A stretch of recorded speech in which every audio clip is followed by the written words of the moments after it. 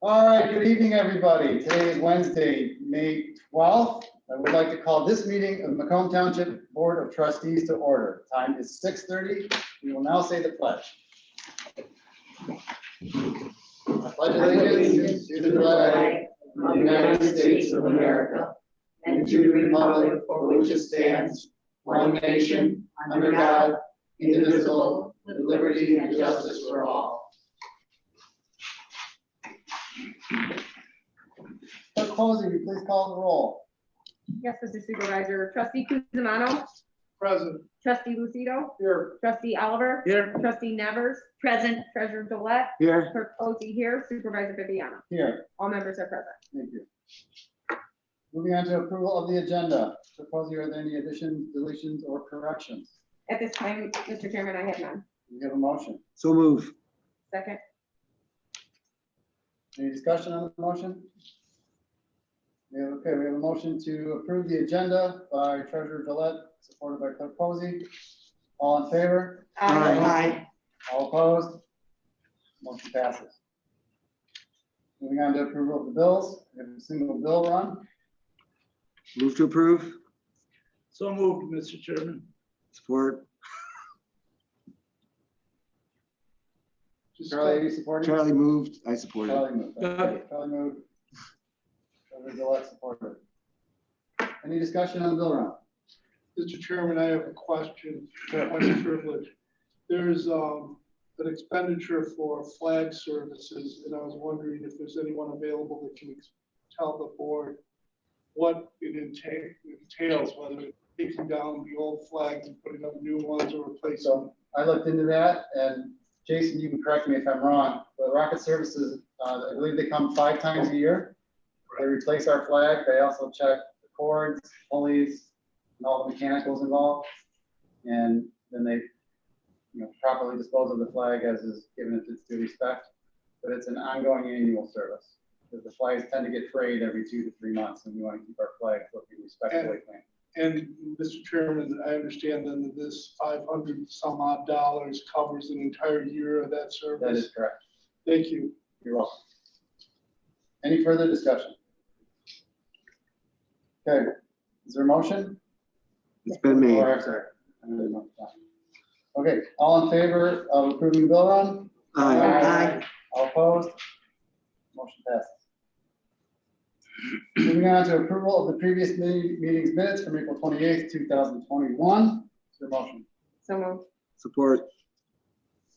Any discussion? All in favor of approving last meeting's minutes? Motion by. Oh, I'm sorry. Motion by Clerk Posey, supported by Treasurer Gillette, to approve the previous meeting's minutes. All in favor? Aye. All opposed? Motion passes. Okay, we are moving on to public comment. At this time, anybody who is in attendance, they come to the table that is directly in front of the board members and give your comments. I would ask you to remember that we have a 3-minute time limit, and also that you please speak up a little bit so that our speakers can pick up your voice.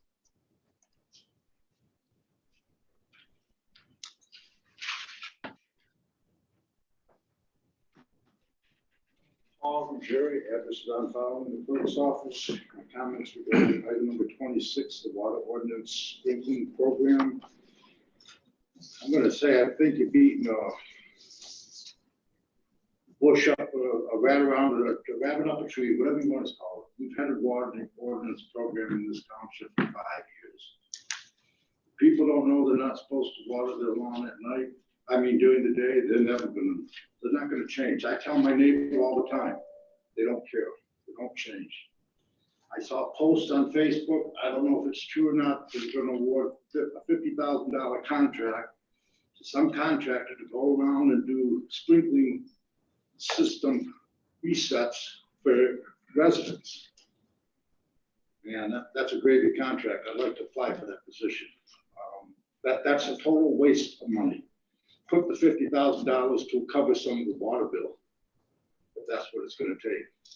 People ain't going to change the sprinkling time. They haven't done it in 5 years. They're not going to do it. You have no way to police it and no way to enforce it. unless you're gonna get a Macomb County Sheriff Department out there just driving through neighborhoods writing tickets. It's a waste of money, township tax dollars. Thank you. Anybody else in attendance wish to speak?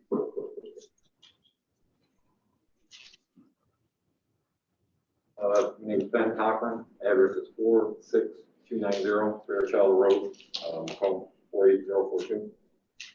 I got a set of petitions here that pertains to the halfway gap closure program that's going on. Tried to get it here sooner. I didn't realize it's off closed at 4. I don't know if you want me to certify mail handle.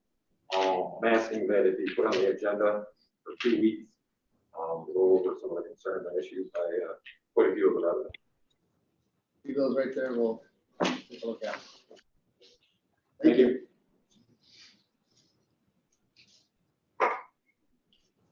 Anyone else in attendance?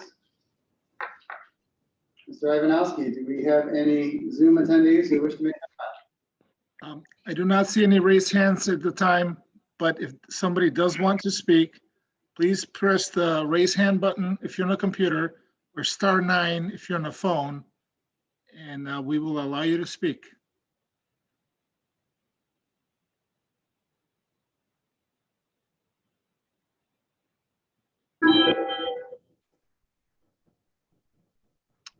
Mr. Supervisor, at this time, I do not see anybody willing to speak. Okay, so we will move on from public comment. We'll move on to the consent agenda. We have a motion. Motion to approve the consent agenda in its entirety. Support. Any discussion on the consent agenda? Hearing none, we have a motion by Clerk Posey, supported by Treasurer Gillette, to approve the consent agenda in its entirety. All in favor? Aye. All opposed? Motion passes. Moving on to unfinished business from last week. We have the Michigan Municipal Workers Invoice that was postponed from the April 28th meeting. Do we have a motion to pay that invoice? So moved, Mr. Chairman. Or any discussion? Yes, Mr. Chairman, I have a question regarding the initial issue. Was that ever resolved, or I might add, is it possible that this amendment to the purchasing policy that's on later on in the agenda would affect this particular agenda item? That is correct. We went back and reviewed the purchasing policy, which when we get to item, I think it's 22 tonight, that a lot of that language that was in a previous version of the purchase policy would have covered this instance, and that was taken out for some reason in the later iteration of the purchasing policy. Effectively, it's as we thought, and Mr. Lucido so eloquently described last week, that in instances of insurance specifically, that we don't necessarily treat it as a commodity. There is a service and a business relationship that's beneficial to the township to maintain with your broker and your agency. And in that instance, going out for bid every year is not in the best interest of the township. This is our renewal for this particular year, which is a one-time payment for the entire year, subject to an audit by the workers' comp company. And then going forward, everything that involves insurance, should we adopt tonight's amendments to the purchasing policy, will be covered.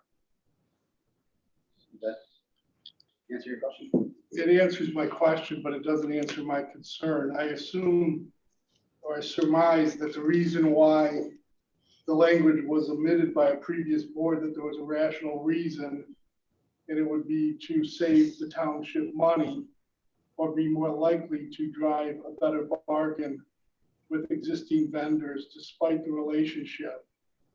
I know from personal experience that newcomers into markets have a tendency to bid lower in order to break in to get the customer in the business. I see the purchasing policy as it currently exists, encouraging those newcomers into the market. And I see that the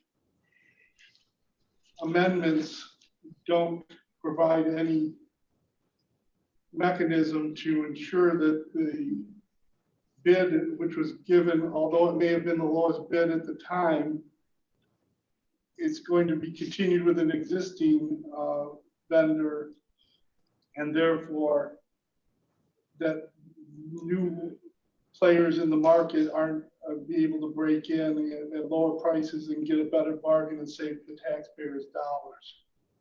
That's the problem, the issue that I see with the amendment to the purchasing policy. I assume that the pipe tech agenda item is also affected by this amendment to the purchasing policy. Is that The amendment, well, we amended that entire clause, but the language that allowed that pipe tech contract and our other services contract with like water and sewer and engineering, that language has remained consistent with the previous version of the purchasing policy. so? My understanding is. If I can interrupt for a Oh, second. no, I thought you were done. Well, I'm just asking, should we revisit this discussion for when we talk about that agenda item? So that Well, we're not- we'll be voting on matters that I suspect are not being competitively bid, including the agenda item at hand. Okay. So perhaps we should have, the agenda's been approved already. I'm voicing my concerns about it with regard, because I had questions about the pipe tech. I went back to the purchasing policy. And then as I moved my way through the agenda, I ran into the amendments, and now I've had to recalibrate what my view is on the proposal to amend the purchasing policy. So I believe that we can. I thought that through discussions outside this chamber, that with less than quorum members of the board, that there was going to be an exception carved out for insurance over a longer term, but not to exempt it completely from competitive bidding. In other words, there's a potential that we're stuck with the same vendors who will always have, if they're doing a good job, always have a long-term relationship that's beneficial on quality and service, but not necessarily on price. And that's the issue that I have.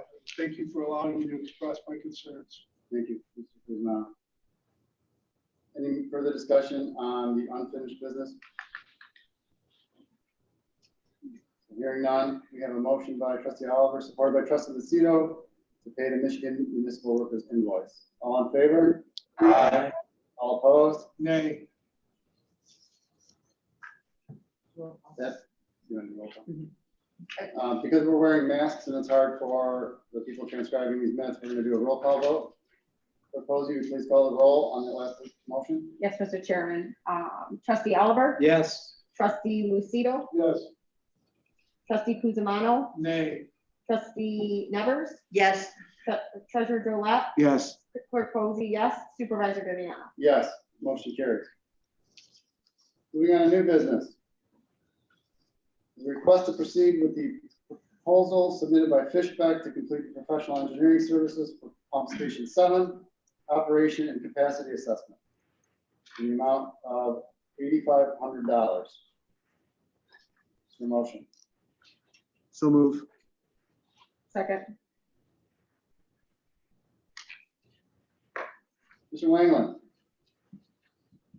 Thank you, Mr. Supervisor, board members. Tonight, Water and Sewer is in front of you, asking to enter an agreement with Fishbeck to complete engineering services for Pump Station 7. We, as everyone knows, we're in the process of redesigning the water and the sewer from roughly Card Road, or I should say the McBride Drain, back to Romeo Plank. And that involves replacing Pump Station 10 along with a new force main for Pump Station 10.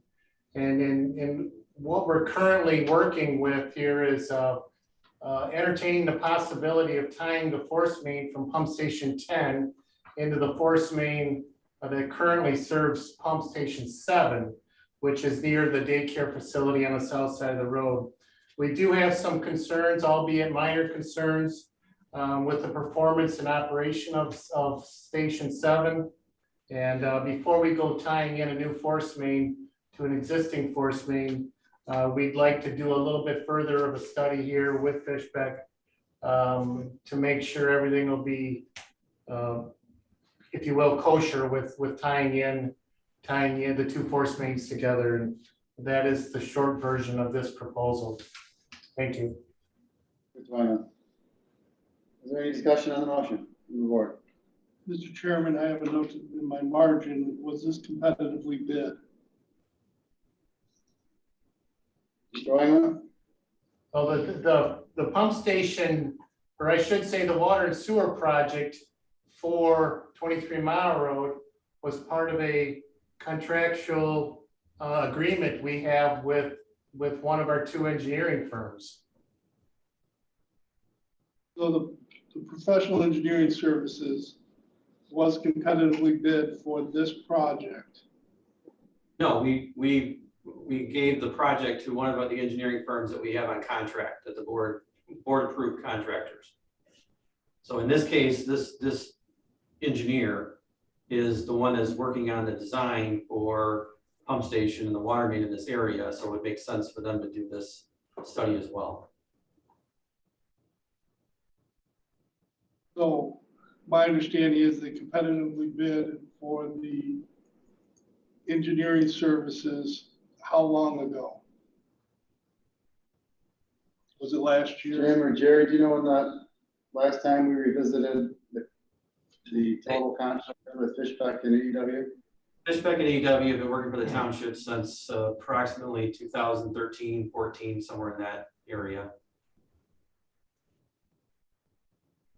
And so any project that comes up will not be competitively bid. Fishbeck will automatically get the recommended action item for the board's approval, correct? No, In my, go ahead. we select the engineering firm that is most appropriate to handle the project that we have in hand. So there's certain things that AEW does and certain things that Fishbeck does for the township. Jim, correct me if I'm wrong, but there are times when we get quotes from both to see who could handle the project more. You do. Yes, when certain things come up, you know, we will get a price for both of them, but typically we try and balance the work out. We also, each firm has their area of expertise, and so we tend to use them for their strengths. Thank you, Mr. Chairman. That concludes my questions. I have a question, if I could. Just to clarify, Mr. Van Tiffelen, we haven't had a competitive bid for the engineering firms since 2014. Is that close to accurate? That's accurate. We haven't gone out for proposal. You know, these are professional engineering firms, so I don't like to use that terminology. So proposal is you know what we would do, but no, we haven't done that since, you know, they were hired originally, since we switched engineering firms in 2013, I think it was, and then added the other firm. So do we have an existing contract with both these firms? Yes, yeah, the board approved both of those contracts back in 2013 and 14.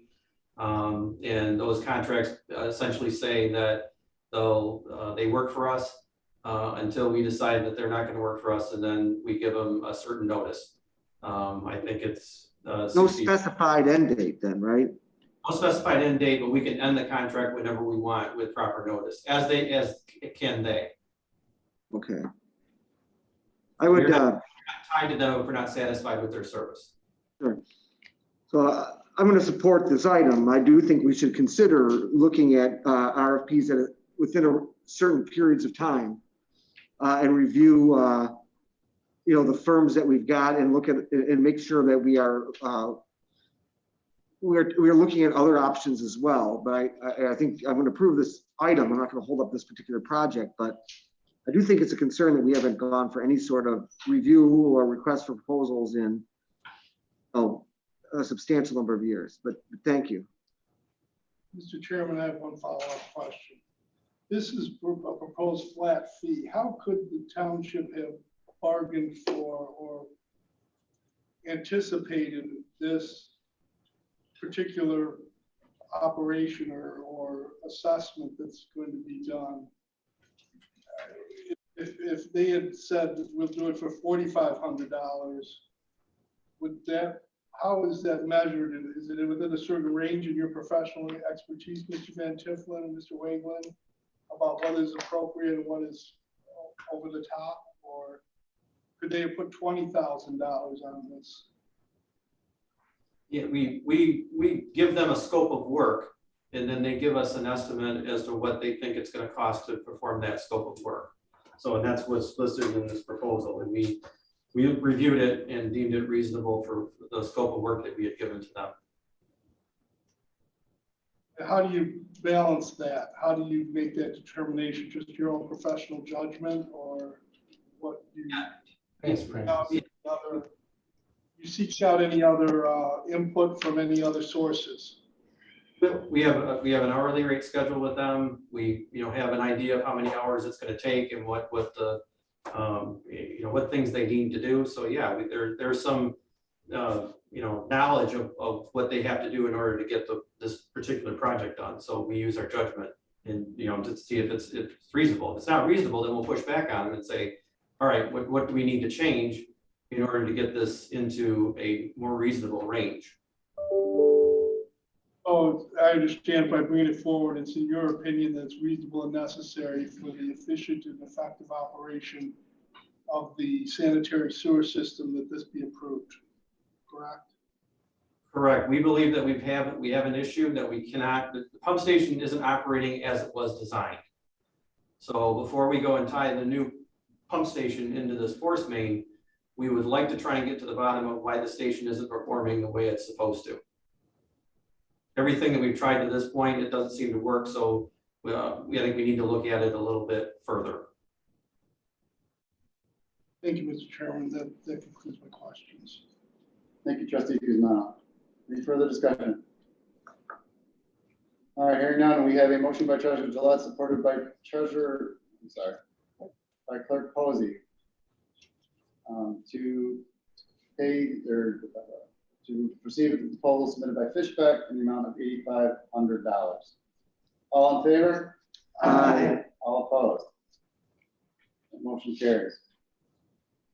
Moving on to item 10, the request for approval to purchase an additional SCADA hardware from Motor City Electric Technologies in the amount of $7,645. Mr. Wangler. Thank you, Supervisor and board members. Water and Sewer is requesting tonight that we enter into an agreement with Motor City Technologies for the amount of $7,645. This is for some additional SCADA hardware, updated needed. If you recall, back on January 13th of 2021, I was in front of this board. The board granted permission to work with Motor City on a total complete upgrade of $38,925. That was approved. That equipment has been installed. Upon installation, it's been discovered that we need a little bit more, if you will, of new equipment to make it run properly. And that is the proposal you see in front of you tonight. I'm available for questions. Thank you. Thank you, Mr. Wangler. Do we have a motion on? So moved. Support. Okay, we can have discussion. Mr. Wangland, just can you refresh the board's memory? The reason we approved Motor City Electric for that specific contract, and as I recall from our discussions, that this is equipment that only they have available. It ties into their system that is effectively proprietary to them, and to change out any single piece of it would involve changing out the entire package of equipment, right? That would be a correct statement. Yep, that's the short version. You are absolutely correct. Quite short. Any further discussion on this item? All right, hearing none, we have a motion by Clerk Posey, supported by Trustee Oliver. All in favor? Aye. All opposed? Motion carries. Item 11 is a request to approve the residential real estate purchase agreement at 21560 23 Mile Road, parcel number 20-08-22-200-200-004 in the amount of $195,000. Is there a motion? So move. Support. Mr. Langer? Thank you, Mr. Chairman, again, and board members. As previously stated, we are in the process of designing a new pump station 10. And if you look in your packet on this agenda item, I've provided a rough sketch or a rough drawing as to where the new pump station 10 will be. And then the address in question is on the left side of that page. It's in very close proximity of this pump station and where this construction will take place. We had an opportunity and knowledge here to know that the owner of this parcel, the owner of this home had passed away. And with that said, we explored the possibility of purchasing this in an effort to make construction a little more, if you will, easier on this pump station. This pump station is going to be a pretty big ordeal, if you will. You know, constructing of this wet well you see there, that oval shaped picture there, you know, that's a wet well with an excavation of about 45 feet deep. So you're going to have quite a large opening at the top. Along with these types of excavations, they drive sheeting or pilings. These sheetings and pilings are driven with a hammer or a vibrator of some sort, which also led us to concerns of possibly damaging the house, you know, through vibration and whatnot. Some of these other structures, the chamber, the valve chamber, you know, that's going to be somewhere between 18 and 20 feet deep with an excavation at the top of close to 40, which will put us close to the lot line. There's other chambers out towards the road, out towards 23 Mile Road, that will also lead to some major excavation. With that said, we, for lack of a better word, we kind of seized the moment here and pursued this owner, and they were willing to work with us and enter into agreement here, which is what you got in front of you tonight. The ultimate plan here, I believe, is to build this station, you know, restore the yard and possibly any, hopefully, minor damages to this home, and then to, in the future, put it back on the market.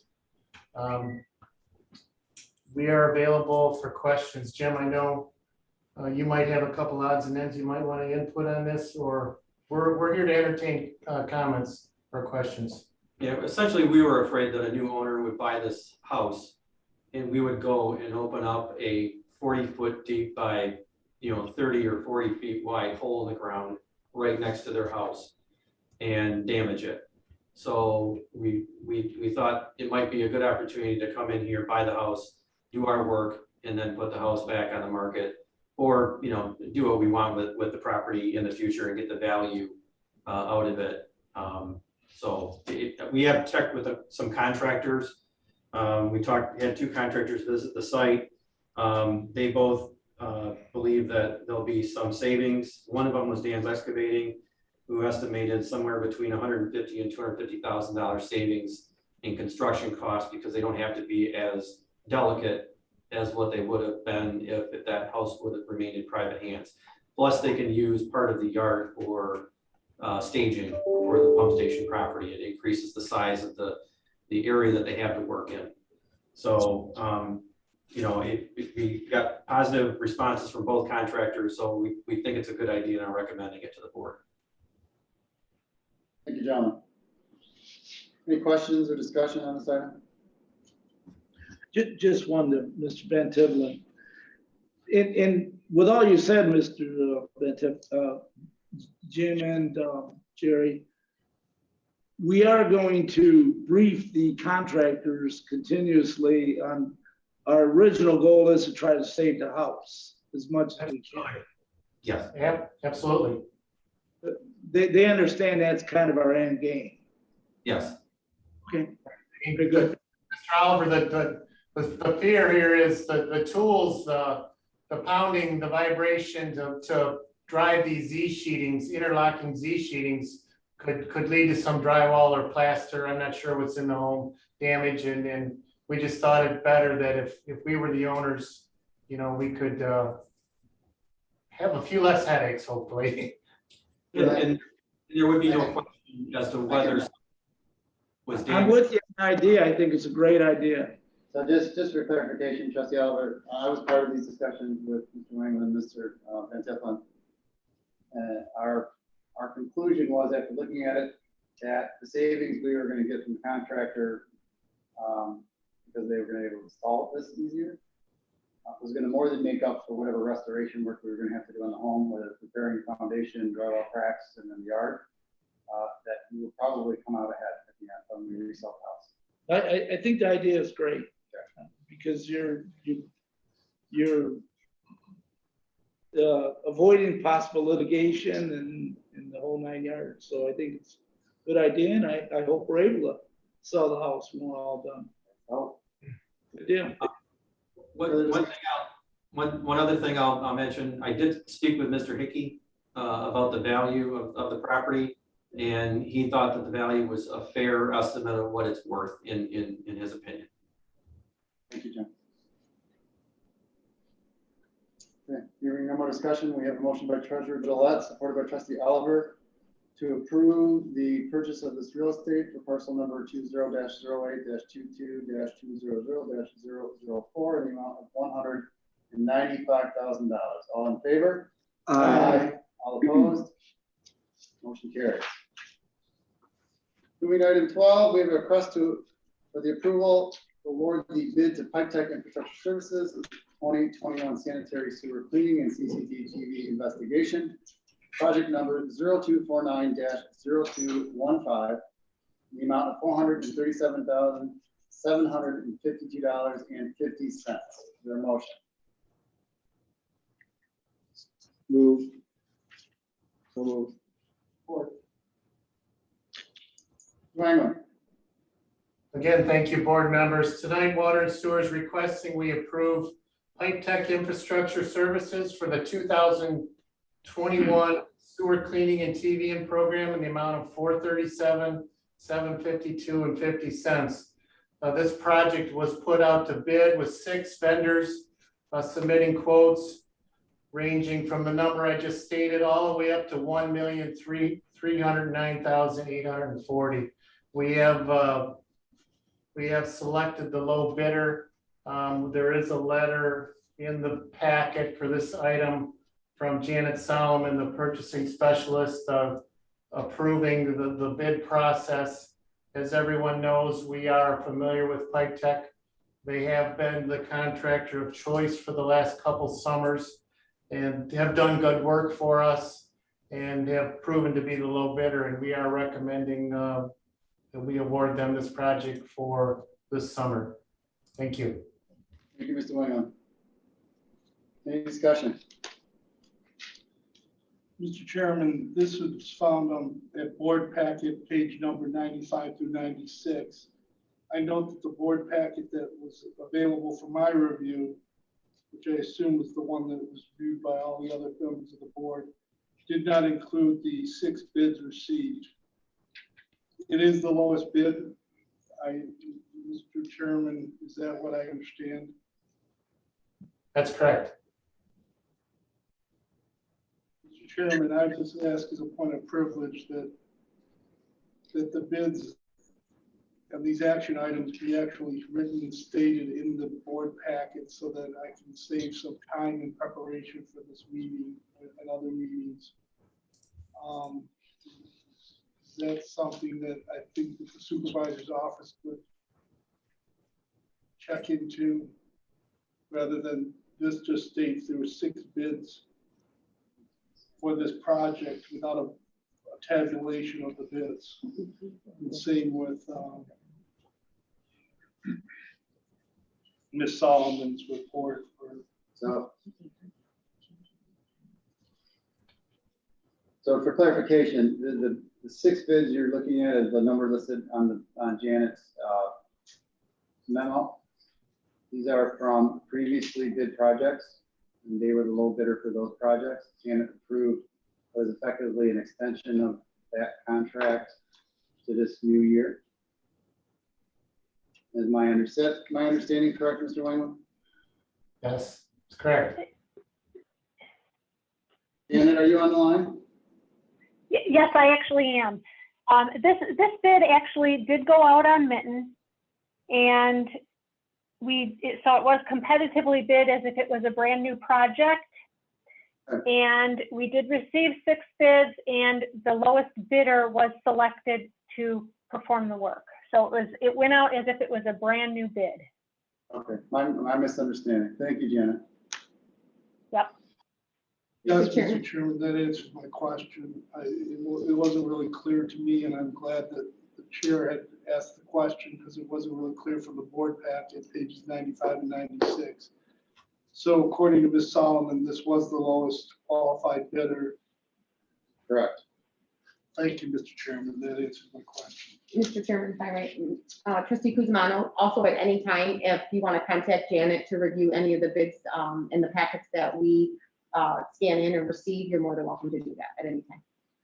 Yes, but with all due respect to the chair and Clerk Posey, I don't have a full-time position at the township.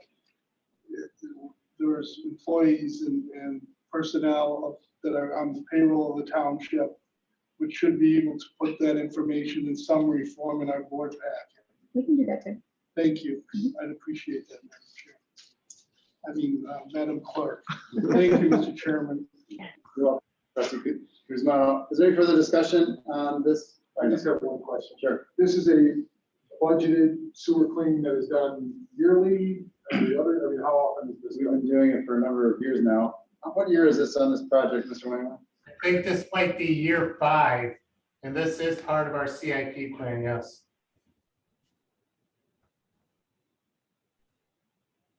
All right, hearing no more discussion. We have a motion by Treasurer Gillette, supported by Trustee Lucido, to approve the award to Pike Tech for project number 0249-0215 in the amount of $437,000, $752.50. All in favor? Aye. All opposed? Motion carries. Thank you, board. Thank you, Jerry. Moving on to item 13 is a request for approval of the pathway abeyance for 56631 Fairchild Road, parcel number 08-01-176-026. Is there a motion? So moved. Second. Mr. Van Tifflin. Yes, Mr. Chairman, board members, this particular property is on Fairchild Road between Hagan and North Avenue. This is for a brand new house. Typically, the homeowner would be required to install a sidewalk across their frontage. There are no other sidewalks in this area of the township, so they're asking that the sidewalk be put into abeyance. The board has approved several of these in this particular area. So after reviewing the request, we are recommending approval. We have to answer any questions. Thank you, Mr. Van Tifflin. Questions or discussion? Now we have a motion by Trustee Oliver, supported by Trustee Kuzmano, to approve the pathway abeyance for 56631 Fairchild Road, parcel number 08-01-176-026. All in favor? Aye. All opposed? Motion carries. Moving to item 14 is a request for a variance from engineering standards for stormwater detention for Four Seasons Adult Living. A motion. So moved. Second. Mr. Van Tifflin. Yes, Mr. Chairman, board members, this particular piece of property on Card Road, just north of Paul, is for a proposed senior development. This property is encumbered by quite a bit of floodplain. About a third of the property is within the floodplain of the North Branch of the Clinton River. After a number of years of trying to get this to work, they think they've come up with a design.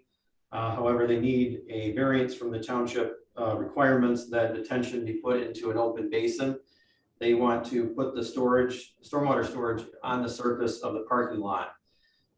We have approved a number of these where it's very, very difficult to fit the building, parking, as well as detention all on the same piece of property.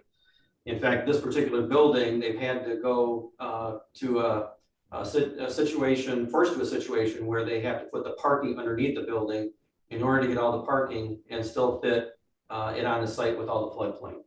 So we've reviewed the request and are recommending approval with the condition that they provide overflow, that the storage height of the water in the parking lot doesn't exceed 0.7 of a foot in the parking areas and 1 foot over the catch basins in the drive lanes. You happy to answer any questions? Thank you, Mr. Van Tiffin. I just want to have you answer one question for us.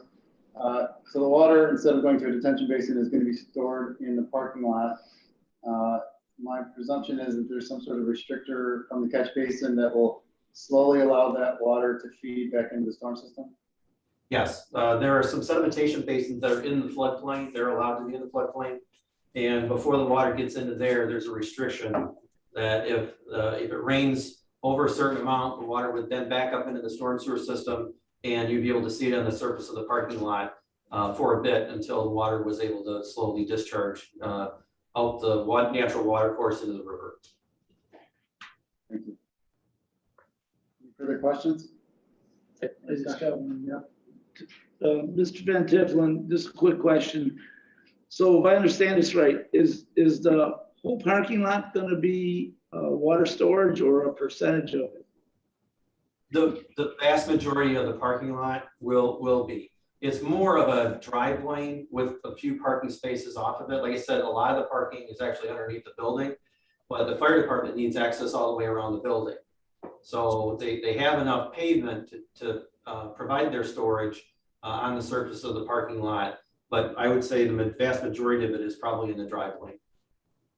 But the reason that we restrict it to these the heights is so that we're not flooding cars out. The fire truck could still get through it even if there was water in the parking lot. Thank you. Anything else? Hearing no more discussion, there is a motion by Treasurer Gillette, supported by Clerk Posey, to approve the variance from engineering standards for Four Seasons adult living. All in favor? Aye. All opposed? Motion carries. Next item is a request for permission to execute a cost sharing agreement for the construction cost of the Macomb County Department of Roads for 23-mile road reconstruction and widening project between Card Road and Hendrick Road, the amount of $1,770,751. Your motion. So moved. Support.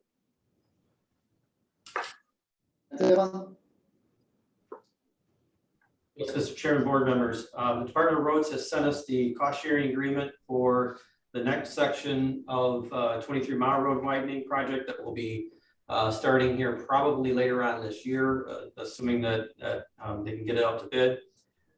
This is the section between Heidenreich and Card Road. This agreement, previously the Township Board had approved a cost sharing agreement for just the design and right-of-way acquisition. This agreement is for the construction part of the project. The county and the township split the match with the federal government 50-50. Our portion, as was stated earlier, is $1,770,751. And we've reviewed the agreement and are recommending approval. Be happy to answer any questions. Thank you, Mr. Van Tifflin. I just want to ask you, and we discussed this already, but the amount of this agreement, we know we just got hit with that upcharge from actual cost from the last section of the 23-mile widening. We believe this cost estimate, based on the amount of it, reflects a dramatic increase in construction cost versus that prior agreement, correct? That's correct. In reviewing the design agreement, which is roughly based on a percentage of the construction cost that they had estimated back when they had put it together a few years ago. This is quite a bit higher. So I'm assuming that they took the numbers that they had gotten from the Card Road and North Avenue section and applied it to this next section. But they still haven't bid. You know, there is still the potential that prices could change.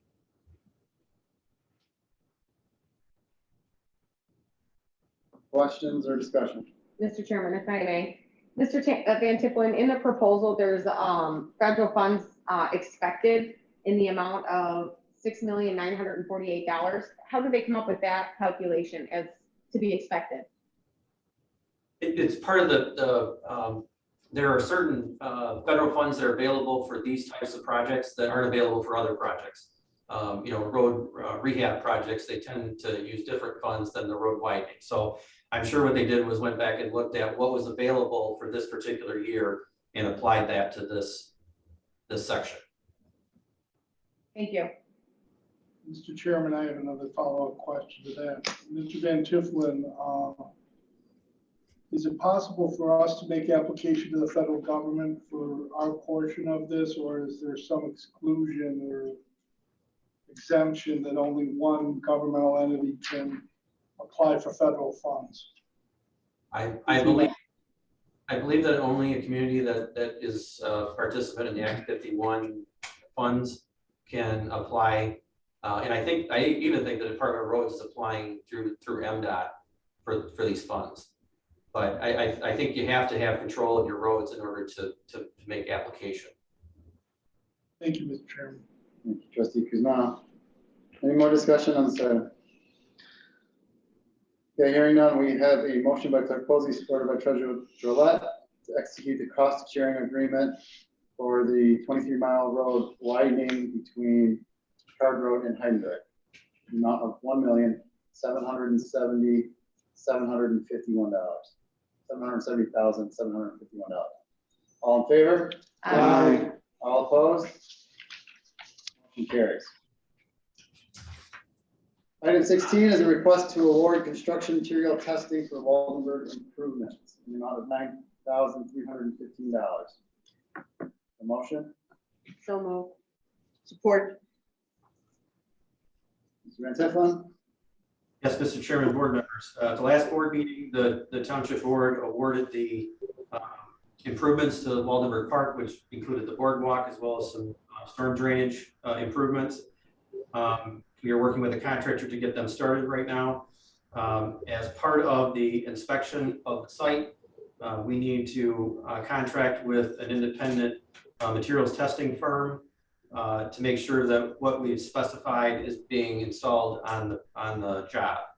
So we went out and solicited proposals from 4 different engineering firms that do this type of work. We received 3 proposals, and tonight we are recommending that PSI, Intertech PSI, be awarded this work in the amount of $9,315. Be happy to answer any questions. Thank you, Mr. Van Tifflin. Any questions or discussion? One quick question, Jim. So this testing is to ensure that what we are purchasing to place in the park is actually the materials that we're purchasing, sort of like an oversight situation, or is that accurate, or how would you characterize it? Yeah, so when concrete is placed, there are certain tests that you have to perform in the concrete when it shows up on the project site to make sure that it meets the township specification. There are pilings that are going to be driven, and they have to be driven to a certain resistance. And so that as well as other things, that this contract or this engineering firm would be out there to make sure that those things are done correctly. Take whatever samples they have back to the laboratory, run tests on them, and then give us confirmation that the contractor provided what we spec'd.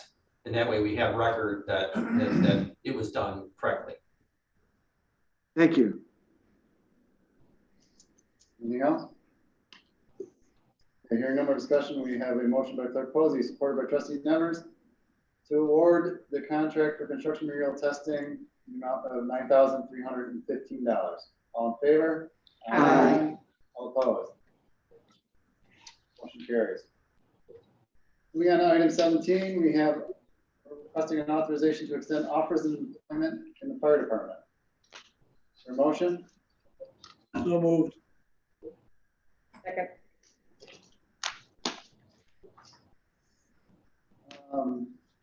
Mr. Tabaka, are you in? Yes, can you hear me? There you are.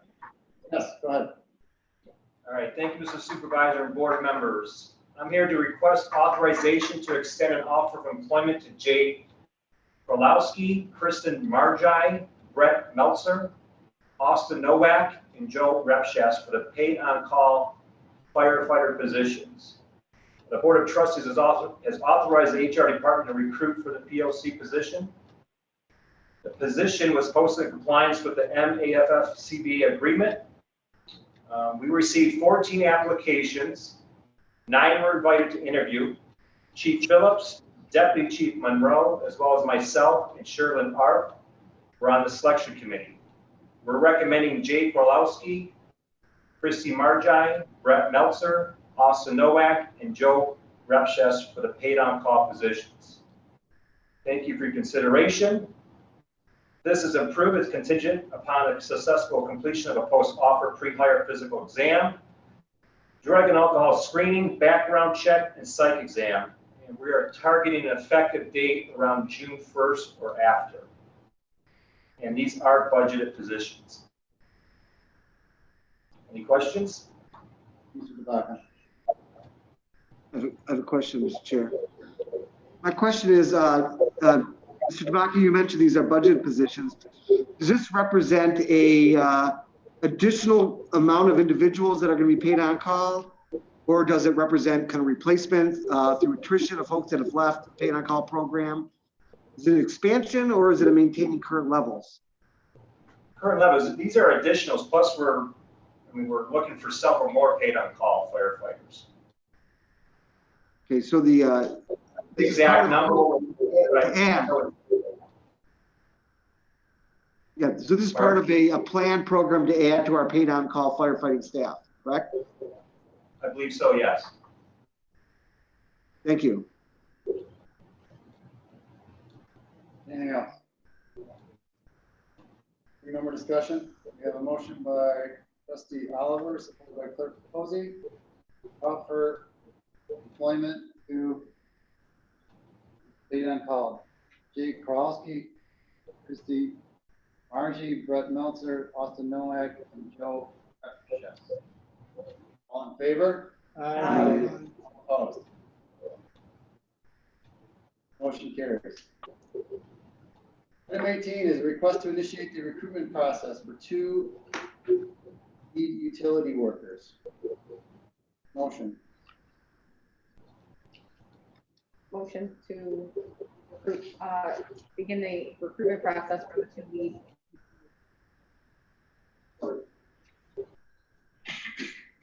Mr. Vaca? Yes, thank you, Mr. Supervisor and board members. Human Resources requesting to initiate the recruitment process for 2 lead utility workers. These positions were created due to a retirement of 1 employee and a promotion of the other employee. Township Board approved a hire of 2 entry-level utility workers back in February of 2021. The headcount within the department will remain the same. However, this would be a promotional opportunity to the position of lead utility worker for individuals within the department. These positions are covered under the CBA with MAPE and MTPA and would be posted internally in accordance with the provisions of the CBA Article 16, Section 3. So we're asking for approval for the 2 positions of lead utility worker. Thank you, Mr. DeBaca. Questions or discussion? Okay, hearing none, we have a motion by Clerk Posey, supported by Trustee Lucido, initiate the recruitment process for 2 utility workers. All in favor? Aye. All opposed? Motion carries. Thank you. You. Item 19, we're looking for approval of the final plan for Monarch Estates, permanent parcel 08-200-300-017, which is located on the north side of 22 Mile Road and 1/4 east of Garfield Road, Section 20, BCLR 22 LLC. So move. Second. Box. Thank you, Mr. Chairman and Board. This is Phase 3 of Monarch Estates that we are here before you tonight, seeking approval for their site plan. their final site plan. This is north of 22 Mile, east of Garfield, as you mentioned. This is a site condo with single-family homes. There are 71 units. As I mentioned, this is phase 3 of a 4-phase development. Phases 1 and 2 are already being constructed. All departments internally have reviewed these and are in support of approval, and the Planning Commission voted unanimously to recommend approval of this site plan. Thank you, Mr. Box. Any questions or discussion? Hearing none, we have a motion by Treasurer Gillette, supported by Clerk Posey, to approve the final phase 3 plan for Monarch Estates, parcel number 08-20-300-017. All in favor? Aye. All opposed? Motion carries. Moving on, item 20 is a request to purchase a 2022 Ford 550 KME mini pumper in the amount of $367,383. Is there a motion? So moved, Mr. Chairman. Support. Chief, are you available? Mr. Supervisor, members of the board, I'm requesting your approval this evening to purchase a 2022 Ford F550 KME mini pumper. The apparatus will replace the 2012 KME mini pumper that is housed at Station 2. The apparatus will respond to medical calls, vehicle accidents, and fires. It'll be a licensed EMS non-transport vehicle. It will carry the Jaws of Life, all required medical equipment, and related fire equipment. The apparatus that I'm recommending is similar to the mini pumpers that were previously purchased and are currently in service. In addition, it is identical to the mini pumper that was approved last October and is in current production at KME. The cabin chassis is a 2022 Ford F550 4-door cab. Will seat 4 firefighters and it's 4-wheel drive. We currently have 5 of the Ford F550s in service, 4 are mini pumpers, and the 5th is the air supply and the rapid intervention truck. The Ford F550s have held up well, and they're currently the only option that we have available. Is Ford is the only manufacturer that meets the National Fire Protection Association fire apparatus rollover standard. The apparatus will be outfitted with a fire pump capable of providing 1,250 gallons of water per minute. The apparatus that I'm proposing to replace with the new one is a 2012 Ford F550 4-door 4-wheel drive KME mini pumper. Apparatus has served us well, but it is in need of being replaced. The anticipated service life is 10 years. It's anticipated the new truck would be completed sometime March of 2022. The mini pumpers are the first out vehicles to the majority of our calls of service. The mini pumpers have allowed us to increase the service life of the main engines from 15 years to 20 years, and the main engines only respond to fires and main type incidents. The main wear and tear is placed on the mini pumpers. The mini pumpers are much lighter and easier to maneuver in the subdivisions that we have. Last year, specifications for the apparatus were developed and an 84-page RFP was placed on Mitten. The bid opening was held. Only one bid was submitted by KME. In October of 2020, the board approved awarding the bid for a 2021 Ford F550 KME mini pumper to KME. There was language contained within those bid documents to allow for additional units to be added onto the bid. KME has agreed to maintain that original bid price of $367,383, despite a 6.5% increase on the Ford cabin chassis and a 3% KME price increase effective May 1st of 2021. The purchasing specialist was involved in the entire process, and I included the confirmation of process letter. If approved, a pre-construction conference will be held at the factory to review and confirm the specifications. At the conclusion of that meeting and upon final signature of the build print, KME will provide to the township the performance bond and the total amount of the apparatus as required in the specifications. In addition to the pre-construction conference, a mid-inspection and a final delivery. Inspection will be conducted prior to the apparatus being delivered. Delivery will be 180 calendar days after acceptance of the cabin chassis at KME. The replacement of the apparatus is included in the proposed fiscal year 2021-2022 fire improvement budget, and there will be no funds expended until the apparatus has been delivered to the township and final acceptance has taken place. And with that, I'll be happy to answer any questions. Thank you, Chief. Are there any questions or discussion on this motion? I got one. Chief, we'll still continue to use our 2013. Correct. It'll remain in Until this service. new one's delivered. That's correct. Okay, it's sufficient, still working fine enough to be able to do that. Correct. It'll get us through until the new one is delivered. Then, did they indicate that it could be a little bit later with, in lieu of all the problems that the automotive companies having with the chips and supplies of equipment to build parts? It is a possibility. However, the last one was delivered within the time frame that was called out within the contract. But it's certainly a possibility with the current conditions that the cab and chassis delivery could be upheld, which is why the contract or the bid documents state after 180 days after the cab and chassis is delivered to the plant. And again, the old one will be significant Yes. to maintain. Correct. Thank you. More discussion? Okay, hearing none, we have a motion by trustee Oliver, supported by trustee Lucido, to purchase the 2022 Ford 550 KME, the amount of $367,383. All in favor? Aye. All opposed? Motion carries. Item 21, request to award on-site medical exam and testing services. Chief? Mr. Supervisor, members of the board, I'm requesting your approval this evening to award the on-site medical exam and testing services bid to BioCare Incorporated.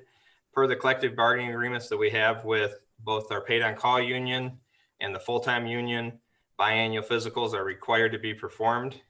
Based on previous years, the physicals were required in 2020. However, as we know, due to COVID, those could not be performed, and so they were pushed back until the current time. The past several years, the physicals and tests have been performed at Ascension Occupational Health. We've experienced numerous issues regarding billing and the ability to work within the time frame that has been set in meeting the firefighters' after hours or weekend needs. And because of that, we went out for bid on somebody that could come to the fire station with a mobile unit and perform the physicals and tests that are needed and required. Bid specifications were developed by the purchasing specialist. A request for proposal was placed on Mitten on March 24th, 2021, with a due date of April 7th of 2021. Two bids were received that ranged in price from $29,845 to $39,499. The bids were evaluated by the Human Resource Director, Mr. Tabaka, our purchasing specialist, Janet Solomon, and myself. I included the bid documents and the confirmation of process letter from the purchasing specialist. At this time, we're recommending the bid be awarded to BioCare Incorporated in the amount of $29,845. If approved, we'll work with them to schedule the dates to have them on site at Fire Station 3 to perform the physicals and tests in the mobile unit. The physicals and tests will meet the NFPA 1582 standard for firefighter physicals and testing. And the company we're recommending currently provides the same physical and testing services for other departments in the county. All of them are highly recommended their services. And the physicals and tests were included in the budget. And with that, I'll be happy to answer any questions. Thank you, Chief.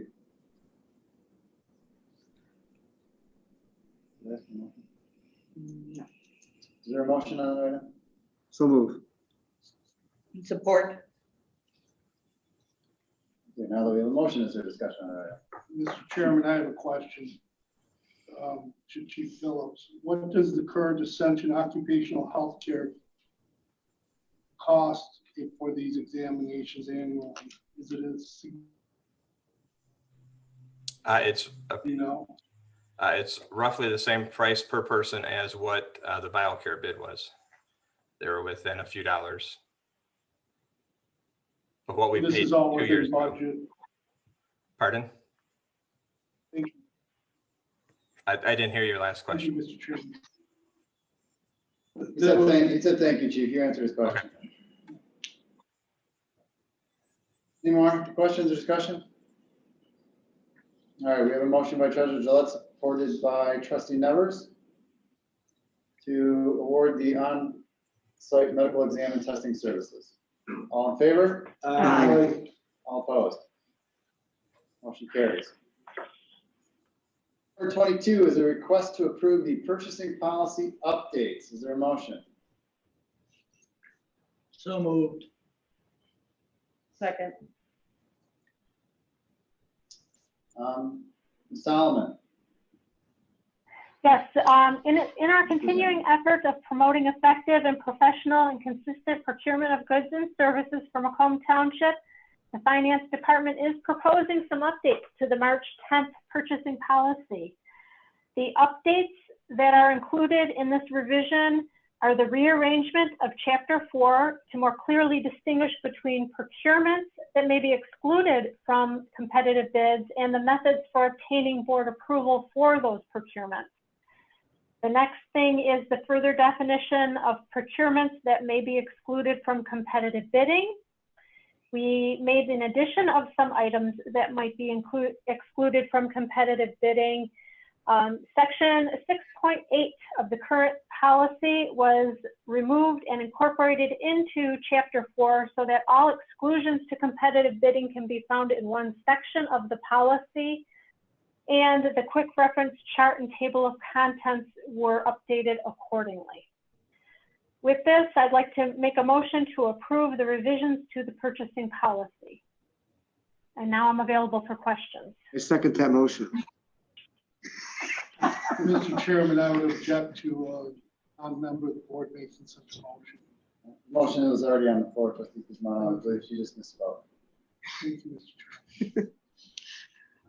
I do have a question if that's appropriate. Certainly. I think I was, this goes back to the insurance issue. Where would insurance renewals, how would they fall under the revisions of this policy? I was under the impression that it was going to move to like a multi-year situation where it wouldn't be required to be annually bid for renewals, but there would be bidding for renewals, or is insurance completely exempt from that process? Can I, let me speak by saying that although we are making exemptions to the purchasing policy, nothing is exempt from board approval. So any procurement that is made will still need to be board approved, but the insurance policies will fall under section part A of the revised policy, where if it's in the best interest of the township. Now there may be several years where we opt to exclude from competitive bidding certain policies, and there may be times in the future where the board asks, based on the length of time it was less competitively bid, that they not be excluded. So we're kind of leaving the policy. I think part of the problem is that from one board to the next, we'd like a policy that is robust enough to not require changes from one board to the next. So I hope that answers your questions or helps answer that question. I think it does, Ms. Solomon, but does that mean that we could be in a circumstances where a professional service or something that falls under that part of the purchasing policy may not be competitively bid or request for proposals put out for potentially decades? Is that a scenario that could occur? If a decision comes to the board and the board approves it, I guess it could occur. If the board requests that a certain decision or does not approve a particular procurement, then yes, we'd have to go back out for competitive bid. So would those services that are being continued without a competitive bid, are they required to be voted on by the board on a regular basis, an annual basis, or something along those lines? Well, it would depend on the value. Yeah, they would be voted on the board depending on the value, anything $10,000 and above. Well, actually, that value is actually lower. Anything $5,000 and above does require board approval per the purchasing policy. So if anything is $5,000 or above, it comes before the board. If I could, can I ask a question to help clarify? Please. Janet, in your review of other communities, was it not, your research indicated that insurance is often excluded from the purchase policy or exempt from competitive bidding, I should say, not excluded?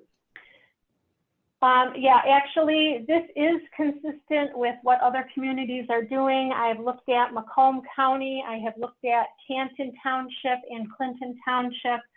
All of those communities exempt insurance and actually many more things than compared to us than that we have exempt. But yes, it is common practice or best practice to include insurance in an exception to competitive bid. Mr. Townsend, you work with other communities. Do you find a similar experience? You see that experience with all professional services, and generally the insurance services falls within that realm. You see it with regard to legal counsel, typically engineering services.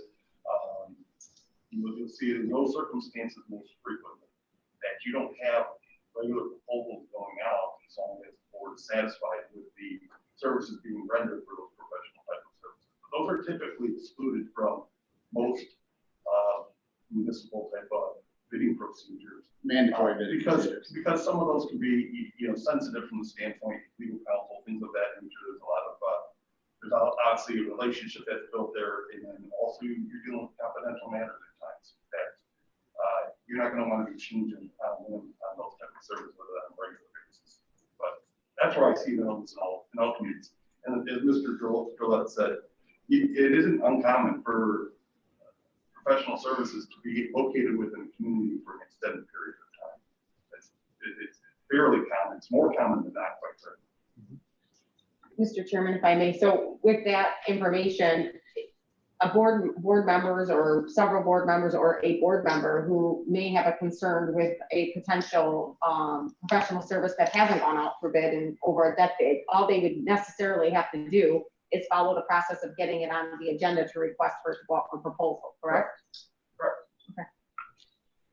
Mr. Lucio, if I could ask you, you weighed in last week when we talked about the workers' comp insurance bill. In your professional opinion, since you are an agent, broker, is it your experience that you do deal with all private sector, but do your clients ask to go out to bid every year on insurance? Well, that was kind of one of the things I was going to bring up, is that, we don't necessarily have to put it out ourselves to bid. We have a relationship with an agent. I haven't met the agent, but that agent, we could ask to say, hey, give us a few proposals in-house that you represent.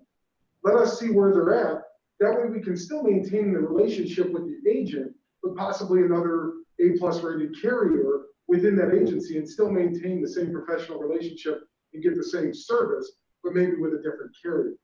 I think in my profession,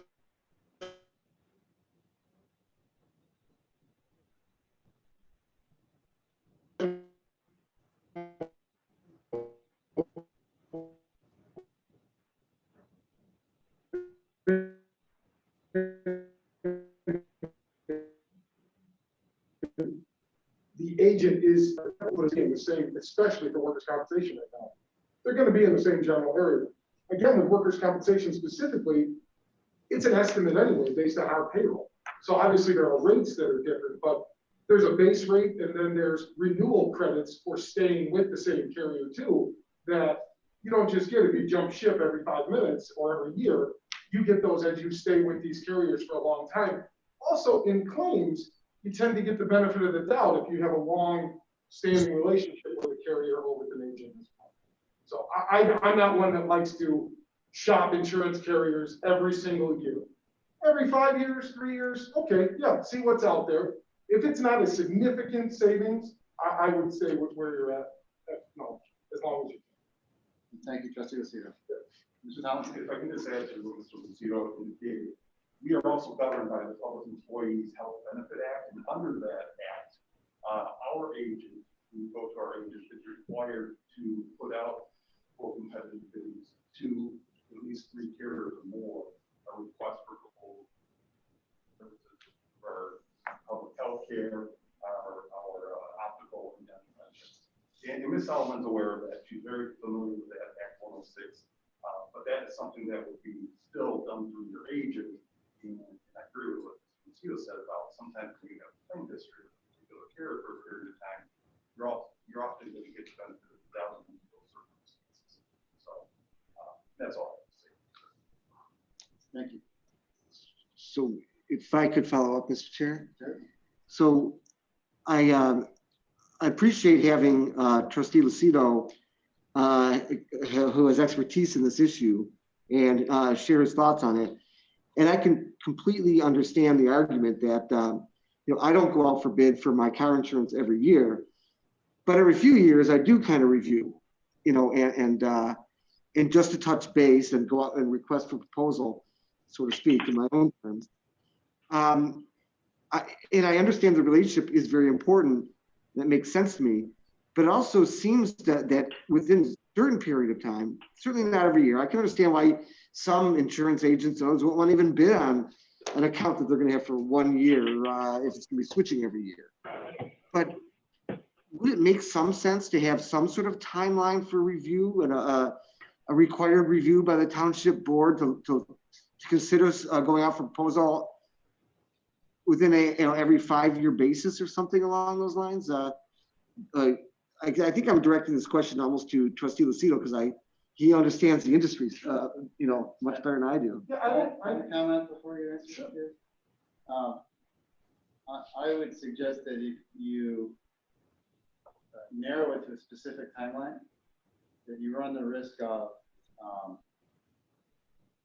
taking a situation where you have actually an advantage by maintaining that relationship that particular year into a disadvantage by suddenly forcing yourself to go shop it out on a specific time schedule. Where in the situation that's covered currently by our proposed changes, it's really up to us in every year to decide as whether renewal rates come in,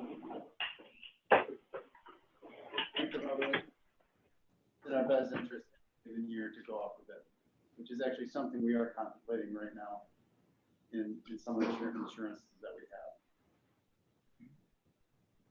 So, with that mentioned, go ahead. I do have another comment on that. We have something in the industry that I call, and actually my father always called it, buying the business. And there are carriers that will kind of swoop into Michigan and then swoop right back out again after they don't make any money.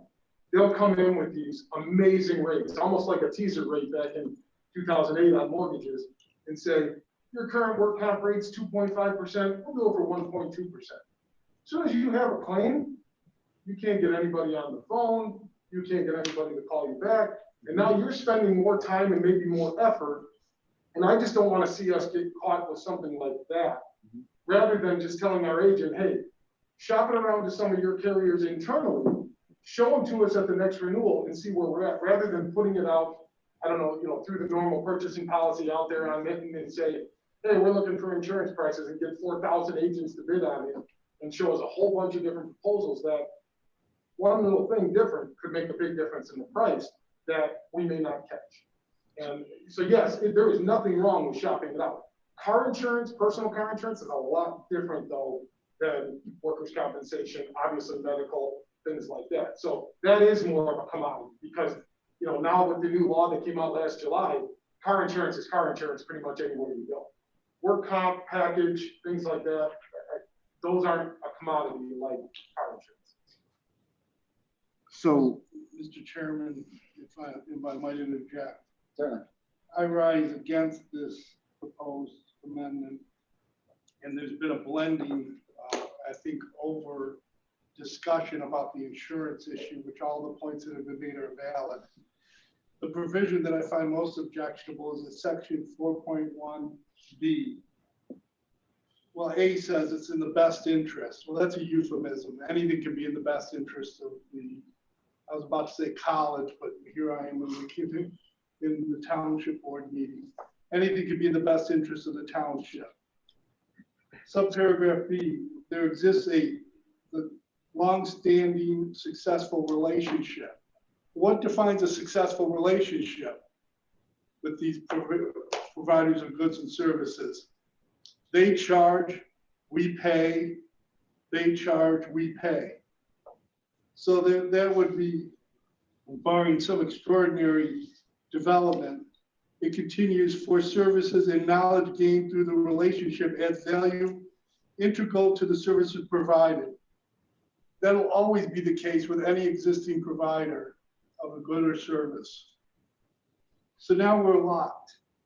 This may include fees for professional and special services, parentheses, excluding all contracted services, close parentheses, including comma, legal services, accounting and auditing services, collection agency fees, expenses tied directly to the issuance of debt, expenses tied directly to investment services, water rate analysis services. Well, that's Don Lund. Okay, so what is the purpose of competitive bidding? I guess that would be a question for Ms. Solomon. What is the purpose of competitive bidding in the purchasing policy? Well, the competitive bidding does give us fair market value for goods and services. And just this is carryover from the existing purchasing policy, the long-standing relationship. It's not just that they provide the service and we pay, but I think that the township employees that are working with those vendors providing, or those firms that are providing the goods or services, know if they're performing to a satisfactory level or not. And we do have to rely on our employees who interact directly with the firms to give a performance assessment of how those firms are doing. And we are actually competitively bidding a number of things this year that we have not traditionally or typically done, or what you would find in this section that are exempt from competitive bidding. So I think that the staff and the board are doing a very good job of not rubber stamping anything, or we are self-assessing and taking a look at how many, and asking how many years has it been since we've looked at this, and we are doing due diligence and competitively bidding where appropriate. So, Mr. Chairman, I guess as a follow-up question, isn't the purpose of a policy is to set mandatory requirements for things such as competitive bidding to get fair market value for the taxpayers? That's a question to you, Ms. Solomon. Isn't that the purpose of a policy, to make it rigid and fixed, that there has to be competitive bidding by a certain number of bidders? Or I don't think, we oftentimes will put things out for bid and you don't get a lot of response to those bids for whatever reason. And I think getting the fair market value is one of the aspects of a policy that gets you a competitive bid, but a competitive bid does not always mean that you're getting the best service or you're getting the best value for your money. So really, I think the policy is meant to give you not just fair market value for your dollar, in terms of price, but you also need to take a look at the overall package.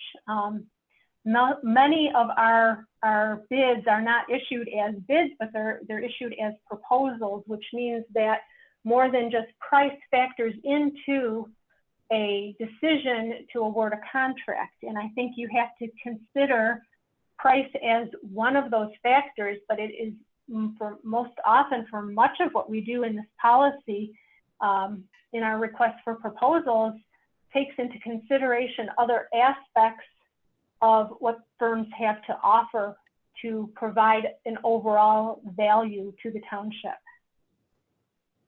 Mr. Chairman, may I ask for and this is going to any board member who may be serving before me. I know that when I was a member of the public, I was critical of the fact that Plant Moran had never gone out for competitive bidding and for accounting services. Is that still?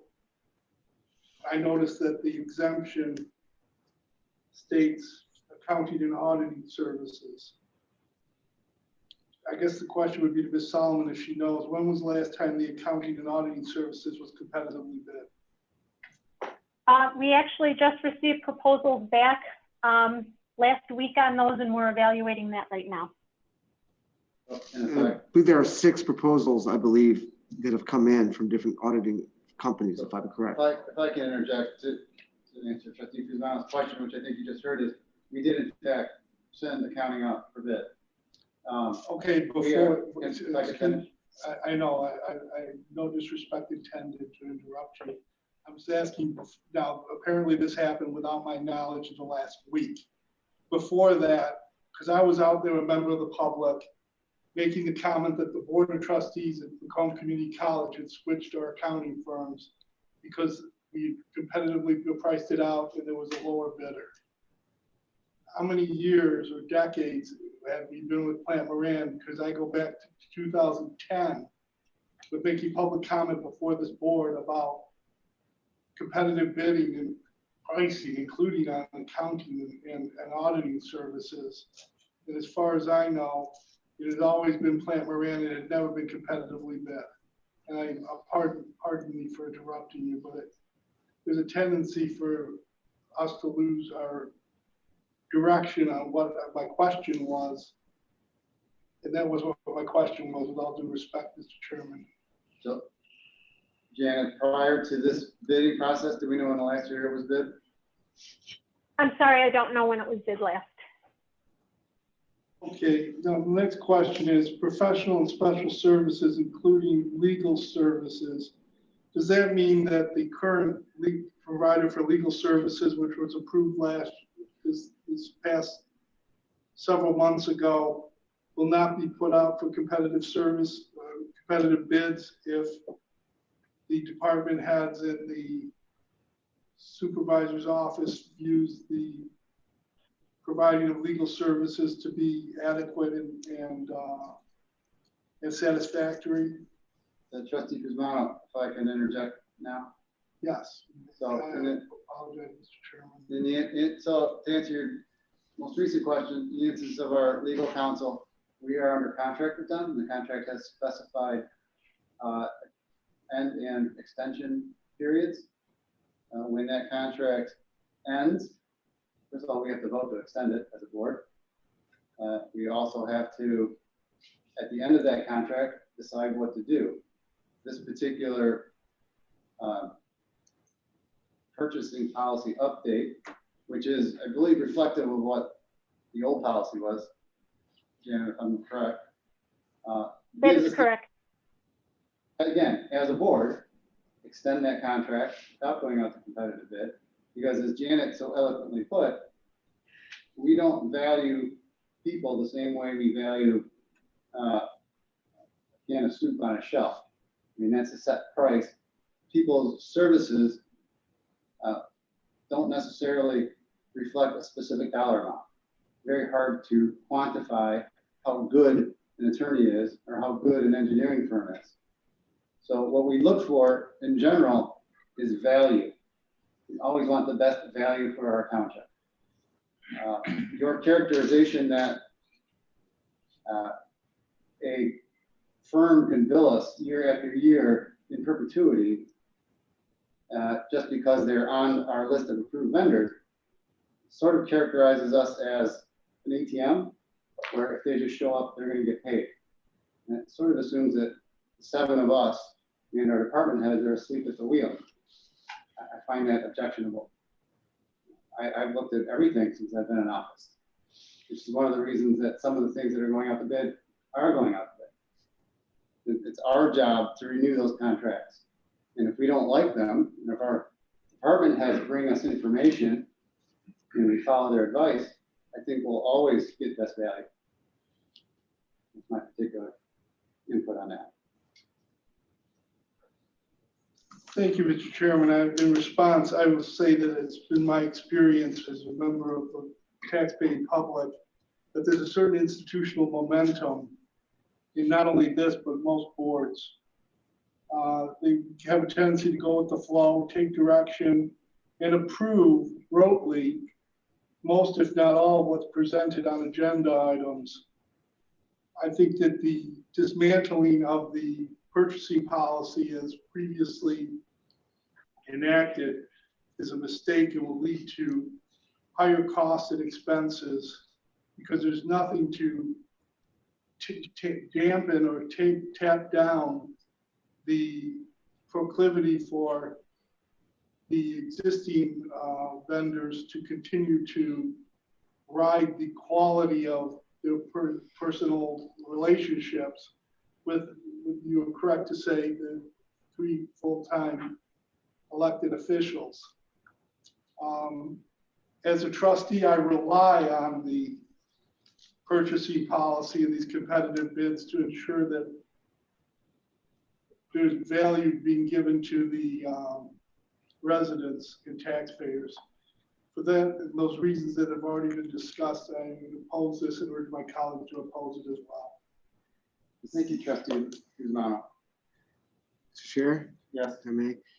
Well, thank you. And, Mr. Chair, you made an excellent set of statements that I think are true, that you and members of this board have been very proactive at going out and reviewing our contracts and reviewing our vendors and trying to make decisions on what maybe needs to be revisited, what needs to go out for bid. And, Trustee Lucido made an excellent point that we don't want somebody coming and giving us the lowest bid and then the lowest level of service. And then there is a difference between buying a microwave or an item or a can of soup, as you stipulated, where everyone's selling you the same microwave and you're just, trying to get the same model versus getting quality of service from individuals who are in professional services. So that all makes perfect sense. But at the same time, I think there is a component of being forced to review things that is beneficial in a policy, in the sense that, look, what we did when we went out for bid for attorneys, I thought that was an excellent process. And I thought we had a chance to review a number of firms and we had debate and discussion on those firms.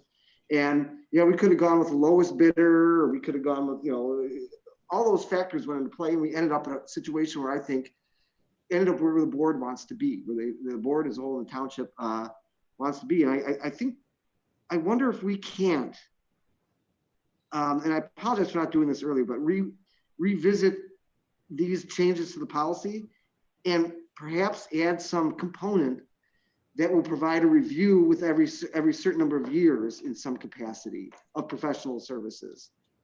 Some sort of, not necessarily required going out to bid, but some sort of structured review within every certain number of years to ensure that we or a future board doesn't fall into a rut, so to speak. And maybe I'm requesting that we may pull this off for a chance to look at it until next meeting and look at what we might be able to tweak a little bit. Although I'm, I don't mean to stall, Well, what Sure. well, since this is a policy. Okay. Hold on, Janet, if I could. Okay. Policy and not an ordinance. It's very easy to amend. As you can see, we're doing it with a simple motion tonight. I worked with Janet on this, as did the clerk and as did a number of department heads.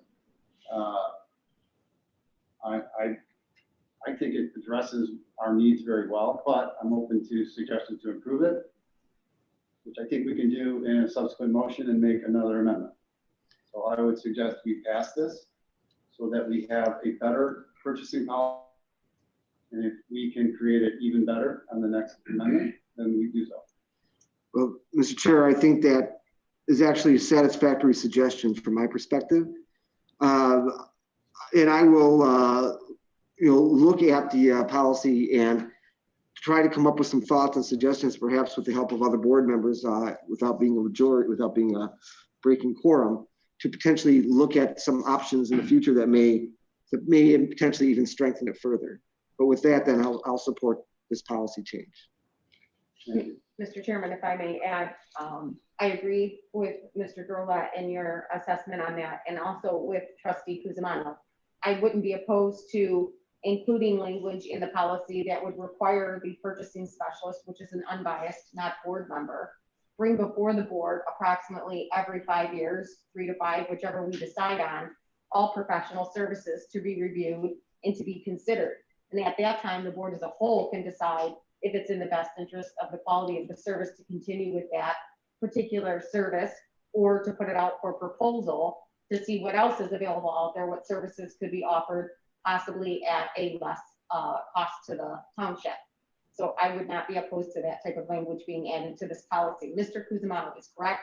Plant Moran has never gone out for bid since I've been here, and probably numerous years before that. And that was due to a majority board feeling that they were satisfied with those services. But we never went out for proposal to see what else was available and or if it was at a better, less cost to the township. That's all I have. Mr. Chairman, if I might just add a vignette from my own personal life. Today, I noticed a leak on the top of my water heater.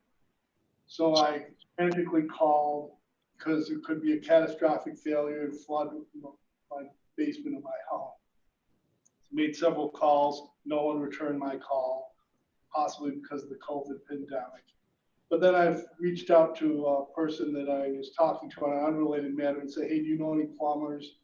And he came into my house, this plumber, and he said, Mr. Cusimano, I can do this for $1,400.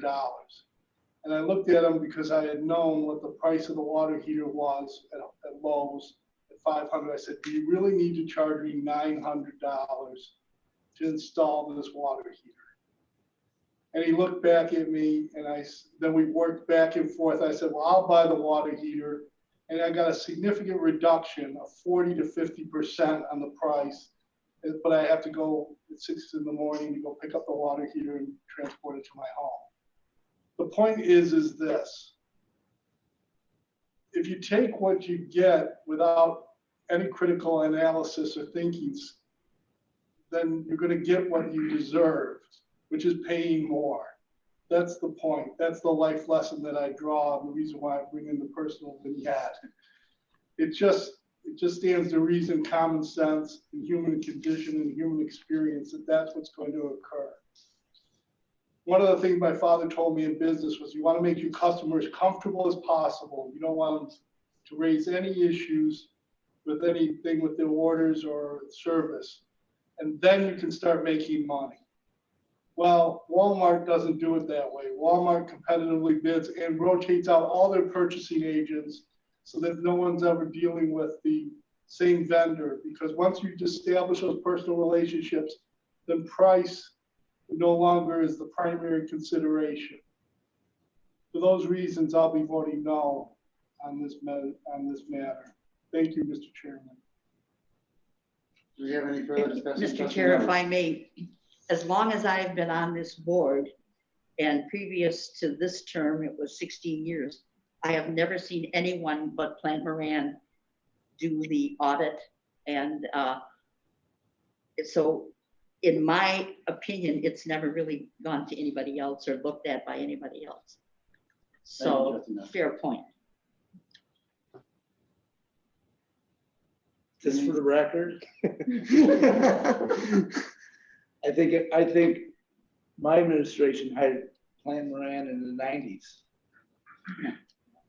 Which they had accounts back then? They but the budget was only a couple $100 back then. and also they have served us.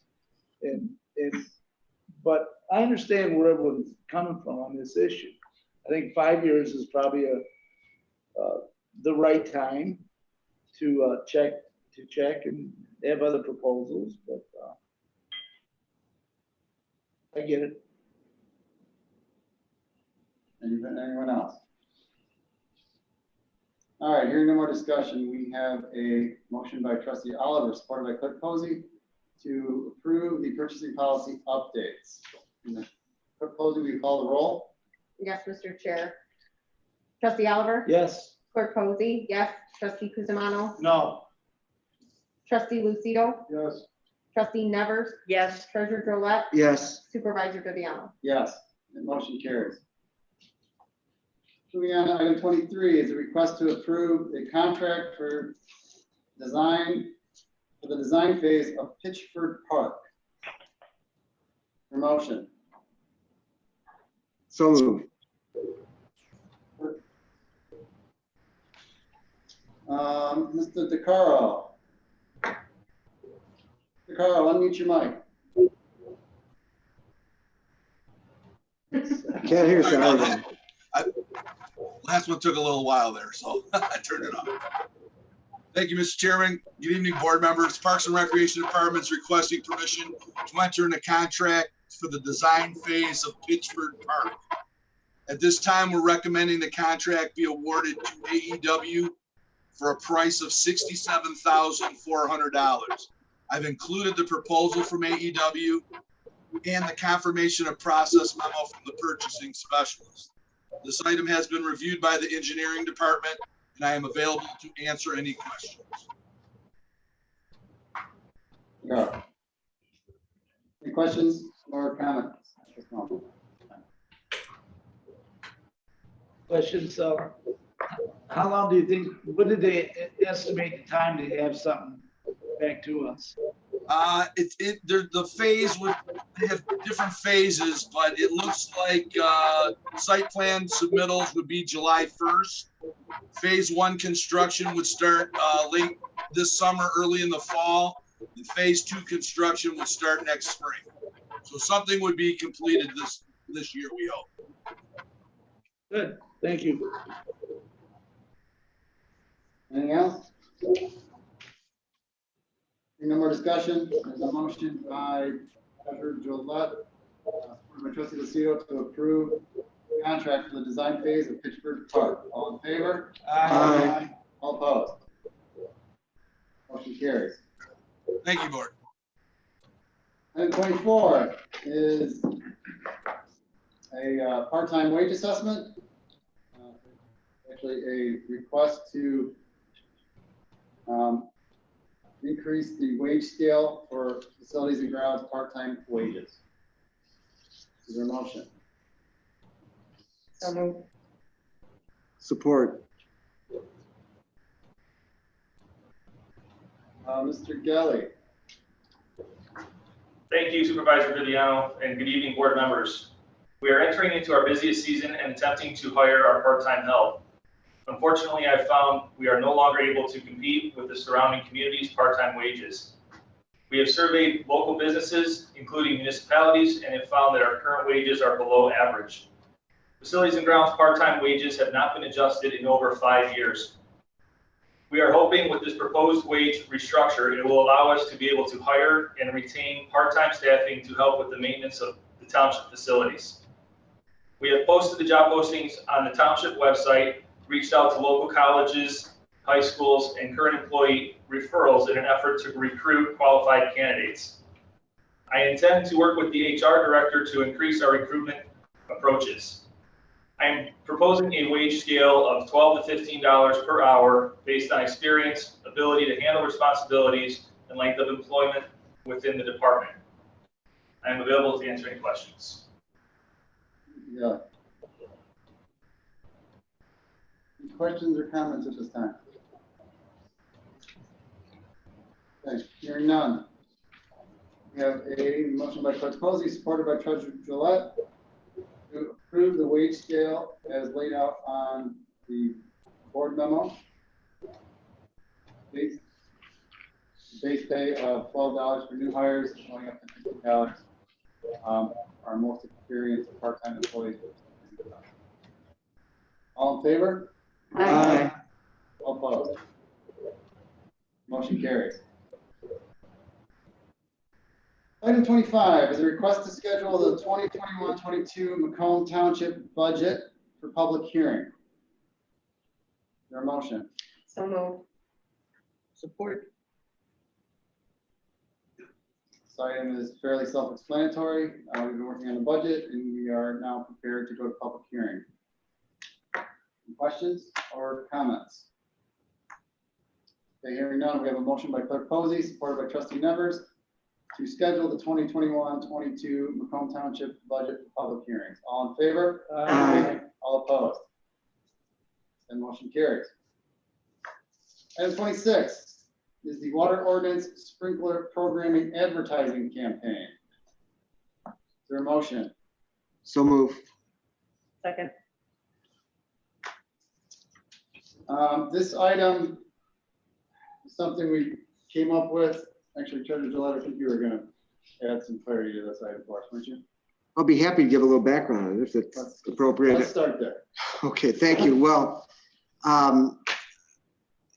like everybody on this board, we've heard a lot of concern about water rates over the years and experienced the increases in water rates over the years. And it's been a concern of the members of this board, including myself, as to what we can do to try to reduce the increases or, stop the scale of the increases. And I know one of our neighboring communities is got hit with an 18% increase in their water rates recently. And that community is engaging in building a water facility, a water, not tower, but tank, holding tank, that will likely cost them about $12 million, in addition to the cost of hiring personnel to maintain the tank and operate the tank, in order to limit future water rate increases or deal with those kind of increases. And these water rate increases that are being a major factor in the rate calculations that are imposed by the Great Lakes Water Authority is what they call peak use or peak hour use. If people, if the number of folks, if your volume of water exceeds a certain amount that's established in your contract with the Great Lakes Water Authority at any particular time, that raises your peak hourly use and raises your rates automatically. This township has introduced an ordinance some years ago to require people to water their lawns at night to minimize that peak use and minimize the chances that we'll get hit with another substantial rate increase like some of the neighboring communities have been hit. However, as was articulated by one of our residents today, and as we all know, not everybody follows that ordinance. Not every people are aware of the watering ordinance, and not everybody is even inclined to abide by it. And one of the reasons is some folks get their water system set by a contractor when they move in, or they've had it set for a number of years and they don't know how to reprogram their system, particularly some of the older seniors, or frankly, even myself, I struggle reprogramming my system to operate different hours and set the times and so forth. So the idea came about that rather than spend $12 million on a potential water tank, if we could do a better job of making residents aware of our ordinance, why we're doing the ordinance. It's not because we don't like people watering their lawns, it's because we don't want rates going up for everybody. And if we can help them overcome a barrier that will, that is an impediment to them complying with the ordinance, we might be able to save an awful lot of money in potential rate increases. So the item on the agenda is to print and mail flyers to residents about the ordinance, a specific flyer, a little bit more visually impactful than the sentence written on the back of water bills that we currently have, to alert people about the ordinance. To also offer the service of reprogramming their sprinkler system for them if they don't know how to do it. Now, the cost of this program is variable. We know how much it costs to print and mail the flyers. We don't know how many people are going to respond and request the service. So it is a pilot program. It's something that we are trying out to see if we can save millions and millions of dollars in potential rate increases to the residents of this community. Like, it's possible that we can be pessimistic and say that nothing we do will work, that residents aren't going to care, that they're going to continue to water their lawn when they feel like it. And that point of view may be correct. And then we may just have to eat giant rate increases as a result and pay millions and millions of dollars. That may be what happens, but I'm willing to work harder to try and prevent that from happening. I'm willing to go the extra length to try and find a way to avoid these rate increases. And I think an education campaign and helping residents overcome that barrier, that technological barrier that sometimes stands in front of them, is a small price to pay, considering what we may save the citizens of this community. So that's why I'm supporting this pilot program to advertise our ordinance and to provide that service to residents to help them comply with the ordinance rather than ticketing them. Thank you, Mr. Chair. Thank you, Treasurer Gillette. And to add on to that, in our discussions about what we could do, again, this is about avoiding going over our negotiated peak usage.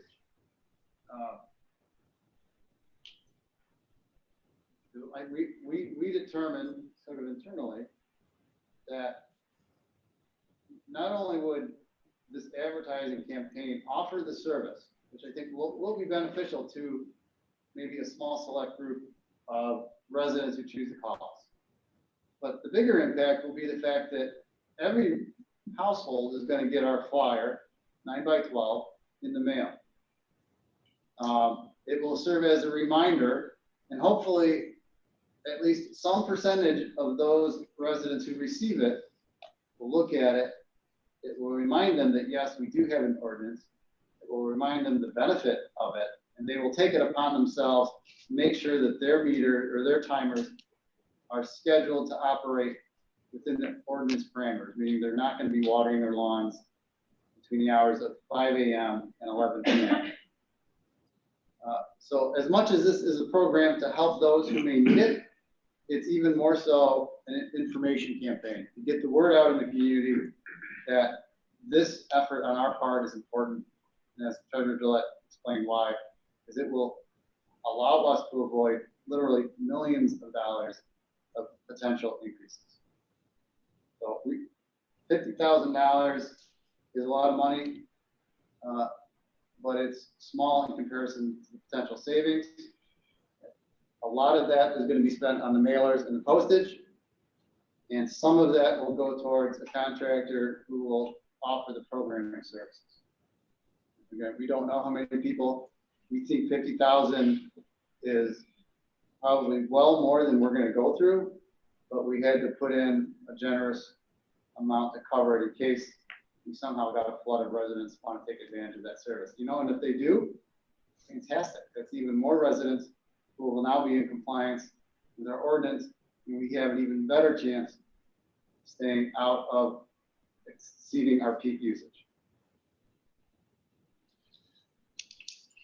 Just to follow up on that, as the board knows, my industry is turf grass, and we follow that daily. That's what I do for a living. And a lot of the big problems that we see in the industry is once the lawn is established, most people overwater lawns.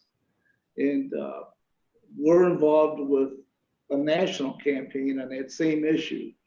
And there's a lot of data that I could give whoever's spearheading this on how to water the lawns, the times, the temperatures are critical. And that's where the biggest problem comes in. When you take like right now, I see many people watering their lawns almost overwatering, but you don't really need to hardly water your lawn now because there's enough temperature that's higher.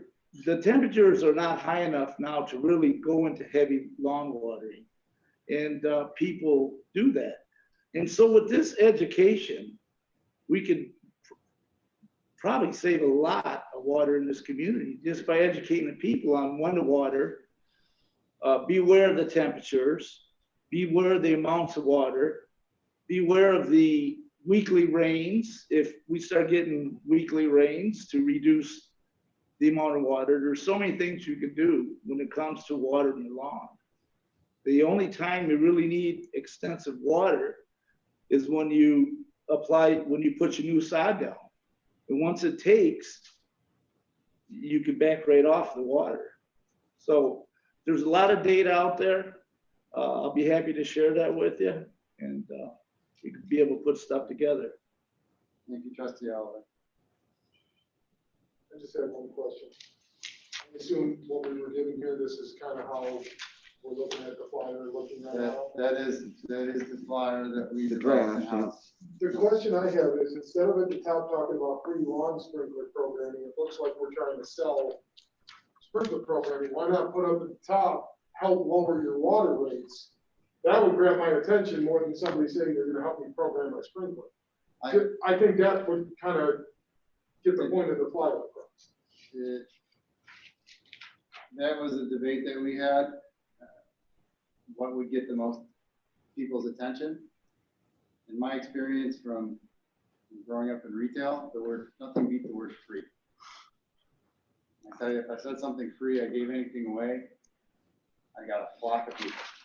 So again, maybe it's anecdotal on my part, but I believe the word free is literally the most attention grabbing thing we can get. Hopefully that will lead them to read the rest of it, where all of those things are described. But that was why. It's not that I may be wrong and you may be right, but we're not marketers. That's why this is a very quickly put together program, because our watering ordinance goes into effect within days. If we don't get this, in their mailboxes by Memorial Day, we're going to miss the window for a lot of these people who are going to start watering their lawns and get things done. So that's why we're describing this as a pilot program. We're going to put this investment into it this year, see how it goes. And if it's successful, if we feel it's successful as a board, we can actually put a little more research into it, maybe put a little more thought, and develop something even better for next year. So, Mr. Chair, if you'll note, Trustee Lucido, that the first line of the paragraph says, frustrated by high water bills, you can help control water rates. Perhaps we should put that in bold and maybe even in red or in green or whatever it is to highlight that. Or underneath the top, instead of we will program your sprinklers, the next big thing to read. Just because I get hundreds of these, whether at my office, home, whatever, and I'll look at this and go, oh, another guy wanted to program my sprinklers or open my sprinklers. Not saying it's not done well, I just want to know what it's about when I see it first. Sure. Oh, lowering my water rates, okay, you got my attention. I understand the free, maybe a free way to lower your water rate. You don't get many with the back of Jason's head. That's true. That's true. That's where this weight in gold right there. I appreciate the suggestion, and I will look into seeing if we can make an adjustment that'll highlight that component. Yeah, I don't know. I just think to show them what we're doing. Sure. Thank you. Mr. Chairman, I applaud the effort proactive to maintain or possibly contain is the proper word.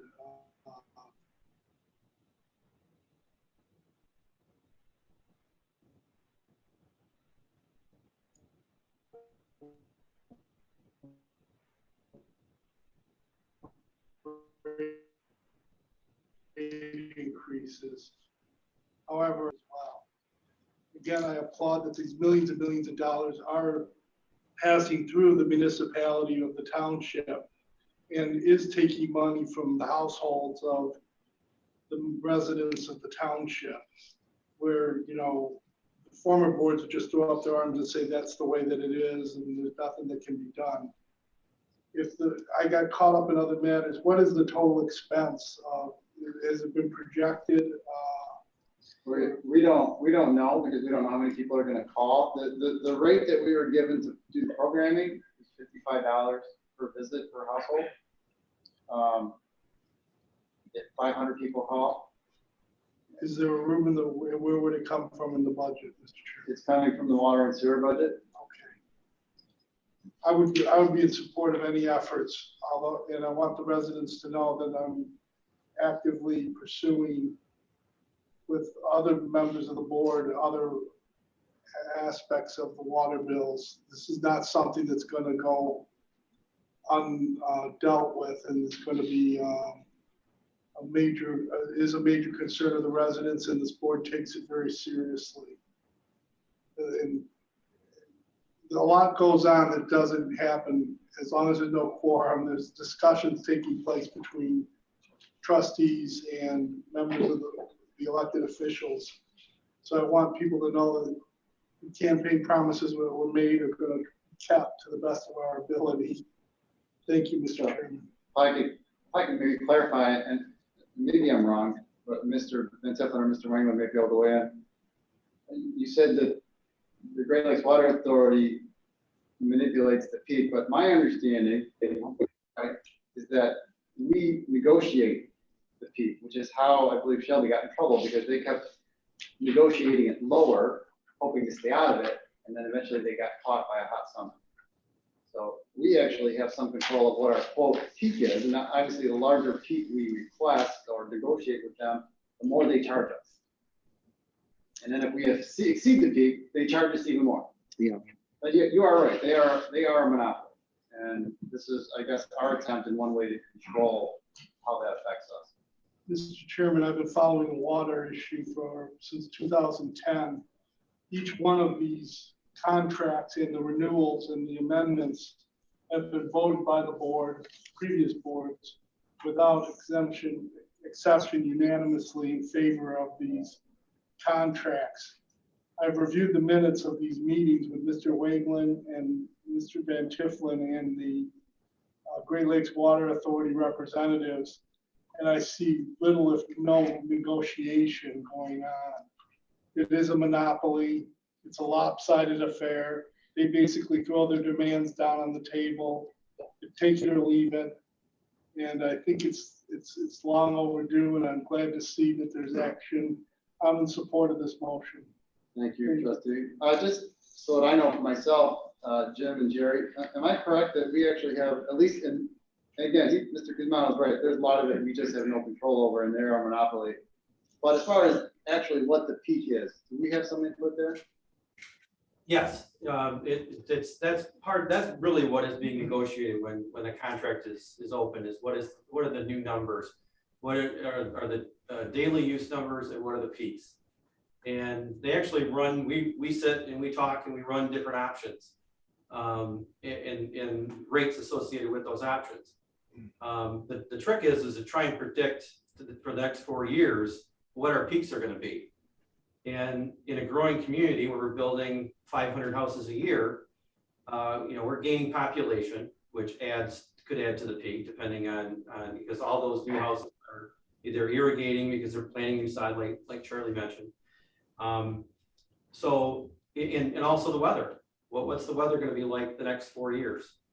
So we try and be conservative, but not too conservative. We don't want to put ourselves in a position that Shelby Township found itself where they exceeded the peak, and now they're forced into building this storage facility because they don't have time to react. All the contracts open up next year and they all have to be renegotiated. So they need to show, they need to demonstrate that they have control of their peak in order to get their rates down to where they want them. So, I applaud the board members for putting, this type of a program together. I think it's anything that we can do to try and get control of this without having to put the storage in and spend the money is a good investment. Thank you. I just wanted to make sure we were all clear on how that came to be.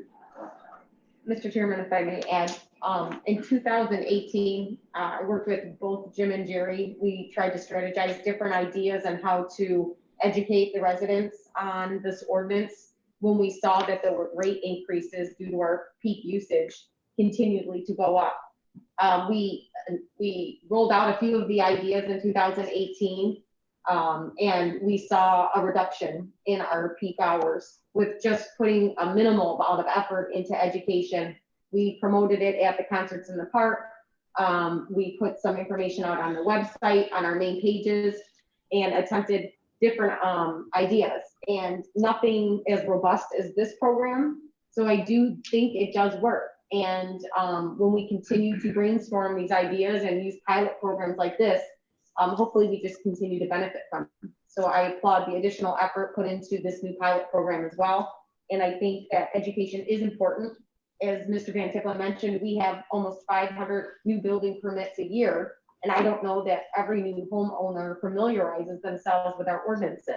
So we are also promoting a new welcome packet that has a lot of important information for new residents, but will strongly emphasize the ordinance so they are educated as they enter into the township as a resident. Thank you, Clerk Posey. Anything else before we vote? Okay, hearing no more discussion. We have a motion by Treasurer Gillette, supported by Clerk Posey, to approve the water ordinance sprinkler programming advertising campaign. All in favor? Aye. All opposed? That motion passes. All right, we have reached our second public comment period for non-agenda items. If anyone in the audience wishes to address the board on non-agenda items, please feel free to come forward.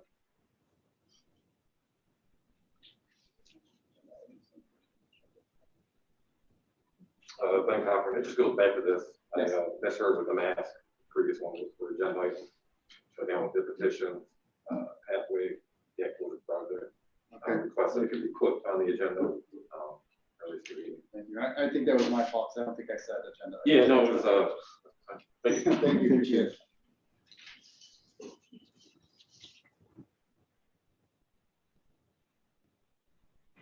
For those of you who are listening on Zoom, if you could raise your hand digitally so that when we get to you, Mr. Ivanowski will know who to call on. Thank you. I am Linda Clore, 46301 Meadow Lane, Macomb Township, and of course, Macomb Township. But I was running for trustee and didn't win it. And in the meantime, when I was working on my campaign, and since then I have come up with all these ideas, and I know we have a very limited time. I'm sure everybody's really ready to leave. But I did want to bring up these things. So I'll try to prioritize here and get through it real fast. And maybe if you can make note of it, and maybe some of these things are things you've already considered that are impossible, but hopefully maybe something good can come of it for our residents. I really, really want a farmer's market in the south end of our community. And that would be good for the economy of the farmers around here to come from the north and go south. We could get some of the people from Clinton Township involved and all of the many people we have at the south end. And I have some idea about what might be used as property. I don't know if there's any possibility, but the MISD has quite a bit of land. The Macomb Community College has quite a bit of land. Another idea I'm thinking about is that there's a low number of acres in our community for parks and open space. So at 22 in Garfield, the school system received the land on the southwest corner. The Clinton Township, or the Clinton Community School System, Chippewa Valley, doesn't really, I think, need or want that property because they have adequate schools already. And the development in the south end is not very likely to happen. Now, the man who donated that land was a teacher. He was also apparently a farmer. So I think that we could get that land from the school system. We could start some very practical skill building with how to make jams, how to grow plants, sewing classes maybe, exhibits for dancing or chess games, things like that to help the community. It'd be a learning experience. We wouldn't be math or English or science. Well, it would be science, but something practical. Your 3 minutes has elapsed. I'm Okay. sorry to have to cut you off. Yeah. Is there a way that we could do this without having to sit through meetings? Email. Pardon? You can email us To everyone? Okay. or any individual. Thank you. Anyone else in the gallery wish to speak? Mr. Ivanowski, is there anyone in the Zoom attendance wish to speak at this time? Yes, there's currently one person, Mr. David Piper.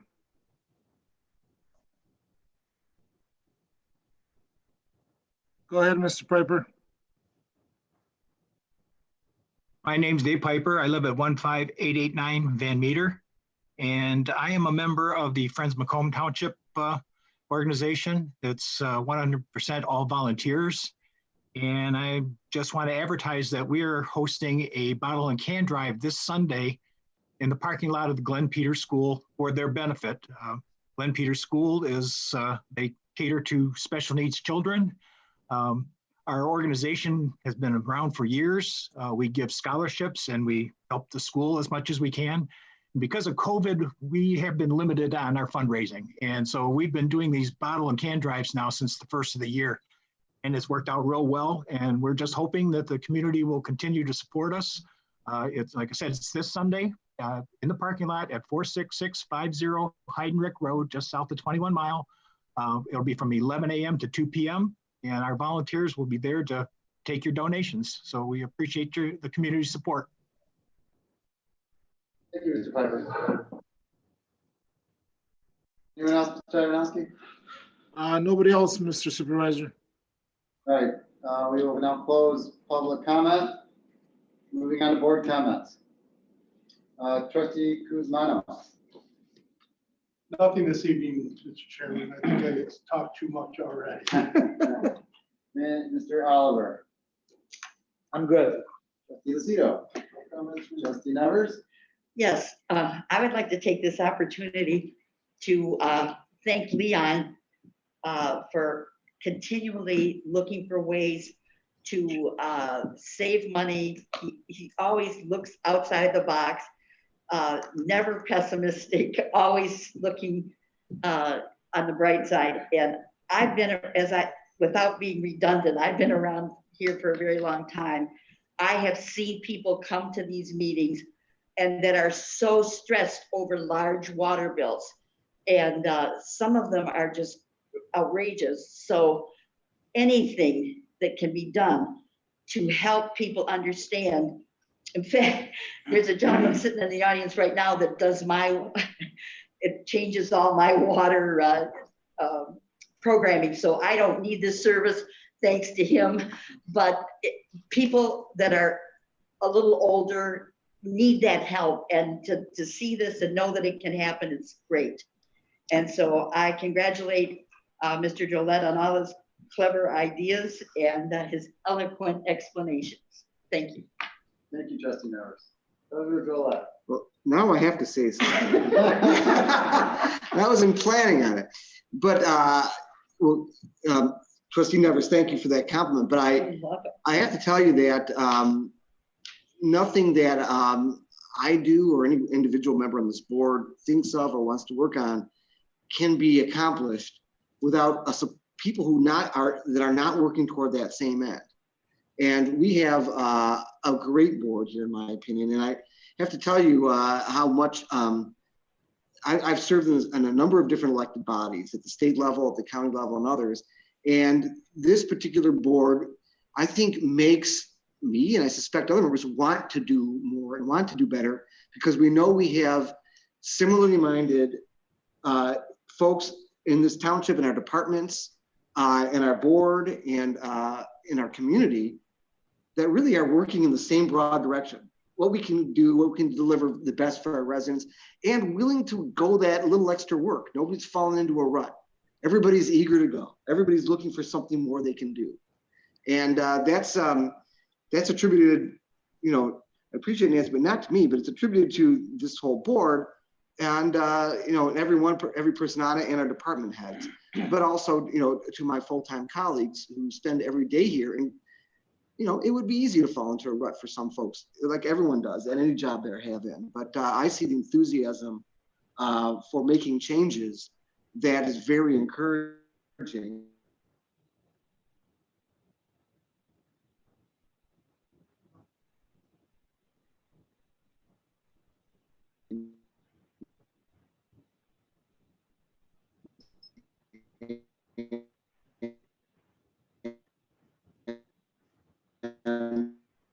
Treasurer relax that. Just to say something about it. Nothing for me. Thank you. I echo your comments as well. I concur. I think the 7 people on this board, I'm very confident in saying that we have, all 7 of us have probably the exact same goals in mind. We may differ on occasion on how to get there, but I think we all want the same thing. And that's very encouraging when I come to these meetings, knowing that we're going to do something good each and every time. So I thank you all for your continued contributions and your service on this board. And that's all I have to say. So I just do, at the moment, we're moving on to our last item, which I'm going to ask for a motion to go into closed session in a minute, but we need to discuss consent judgment and pending litigation, which is Macomb County Circuit Court case CMG v. Macomb Township. And we are moving into closed session per Michigan compiled laws 15.268B. Is there a motion to go into closed session? So moved. Or The discussion on the motion. Hearing none. Clerk Posey, we will call the roll. Clerk Posey, yes. Trustee Oliver? yes. Trustee Cusimano? Yes. Trustee Lucido? Yes. Trustee Nevers? Yes. Treasurer Drollet? Yes. Supervisor Viviano? Yes. That motion carries. We are now going to enter closed session, and the time is 8:46 p.m. The time is 9:08, and we are returning to open session.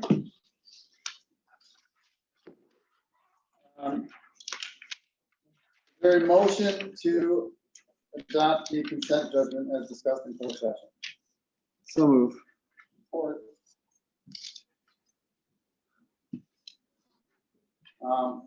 so just now, the board went into closed session to discuss pending litigation. The litigation involves a dispute regarding our water tap and sewer fees. The consent judgment that we are about to vote on allows the township took a position where we recalculated the fees based on the unique aspects of the petitioner's property. And we came up with a number that was agreeable to both parties. Would that be accurate? I think that's sufficient, and the consent judgment will be made part of the minutes. So given that, if there's no further discussion, I'm going to call for a vote to adopt the consent judgment in Macomb County Circuit Court case number 2020-003075-CZ, CMG versus Macomb Township. All in favor? Aye. All opposed? Motion passes. Motion to adjourn. Second. First. All right, we have a motion by Treasurer Drollet, supported by Trustee Lucido to adjourn. All in favor? Aye. All opposed? Motion carries. Meeting adjourned.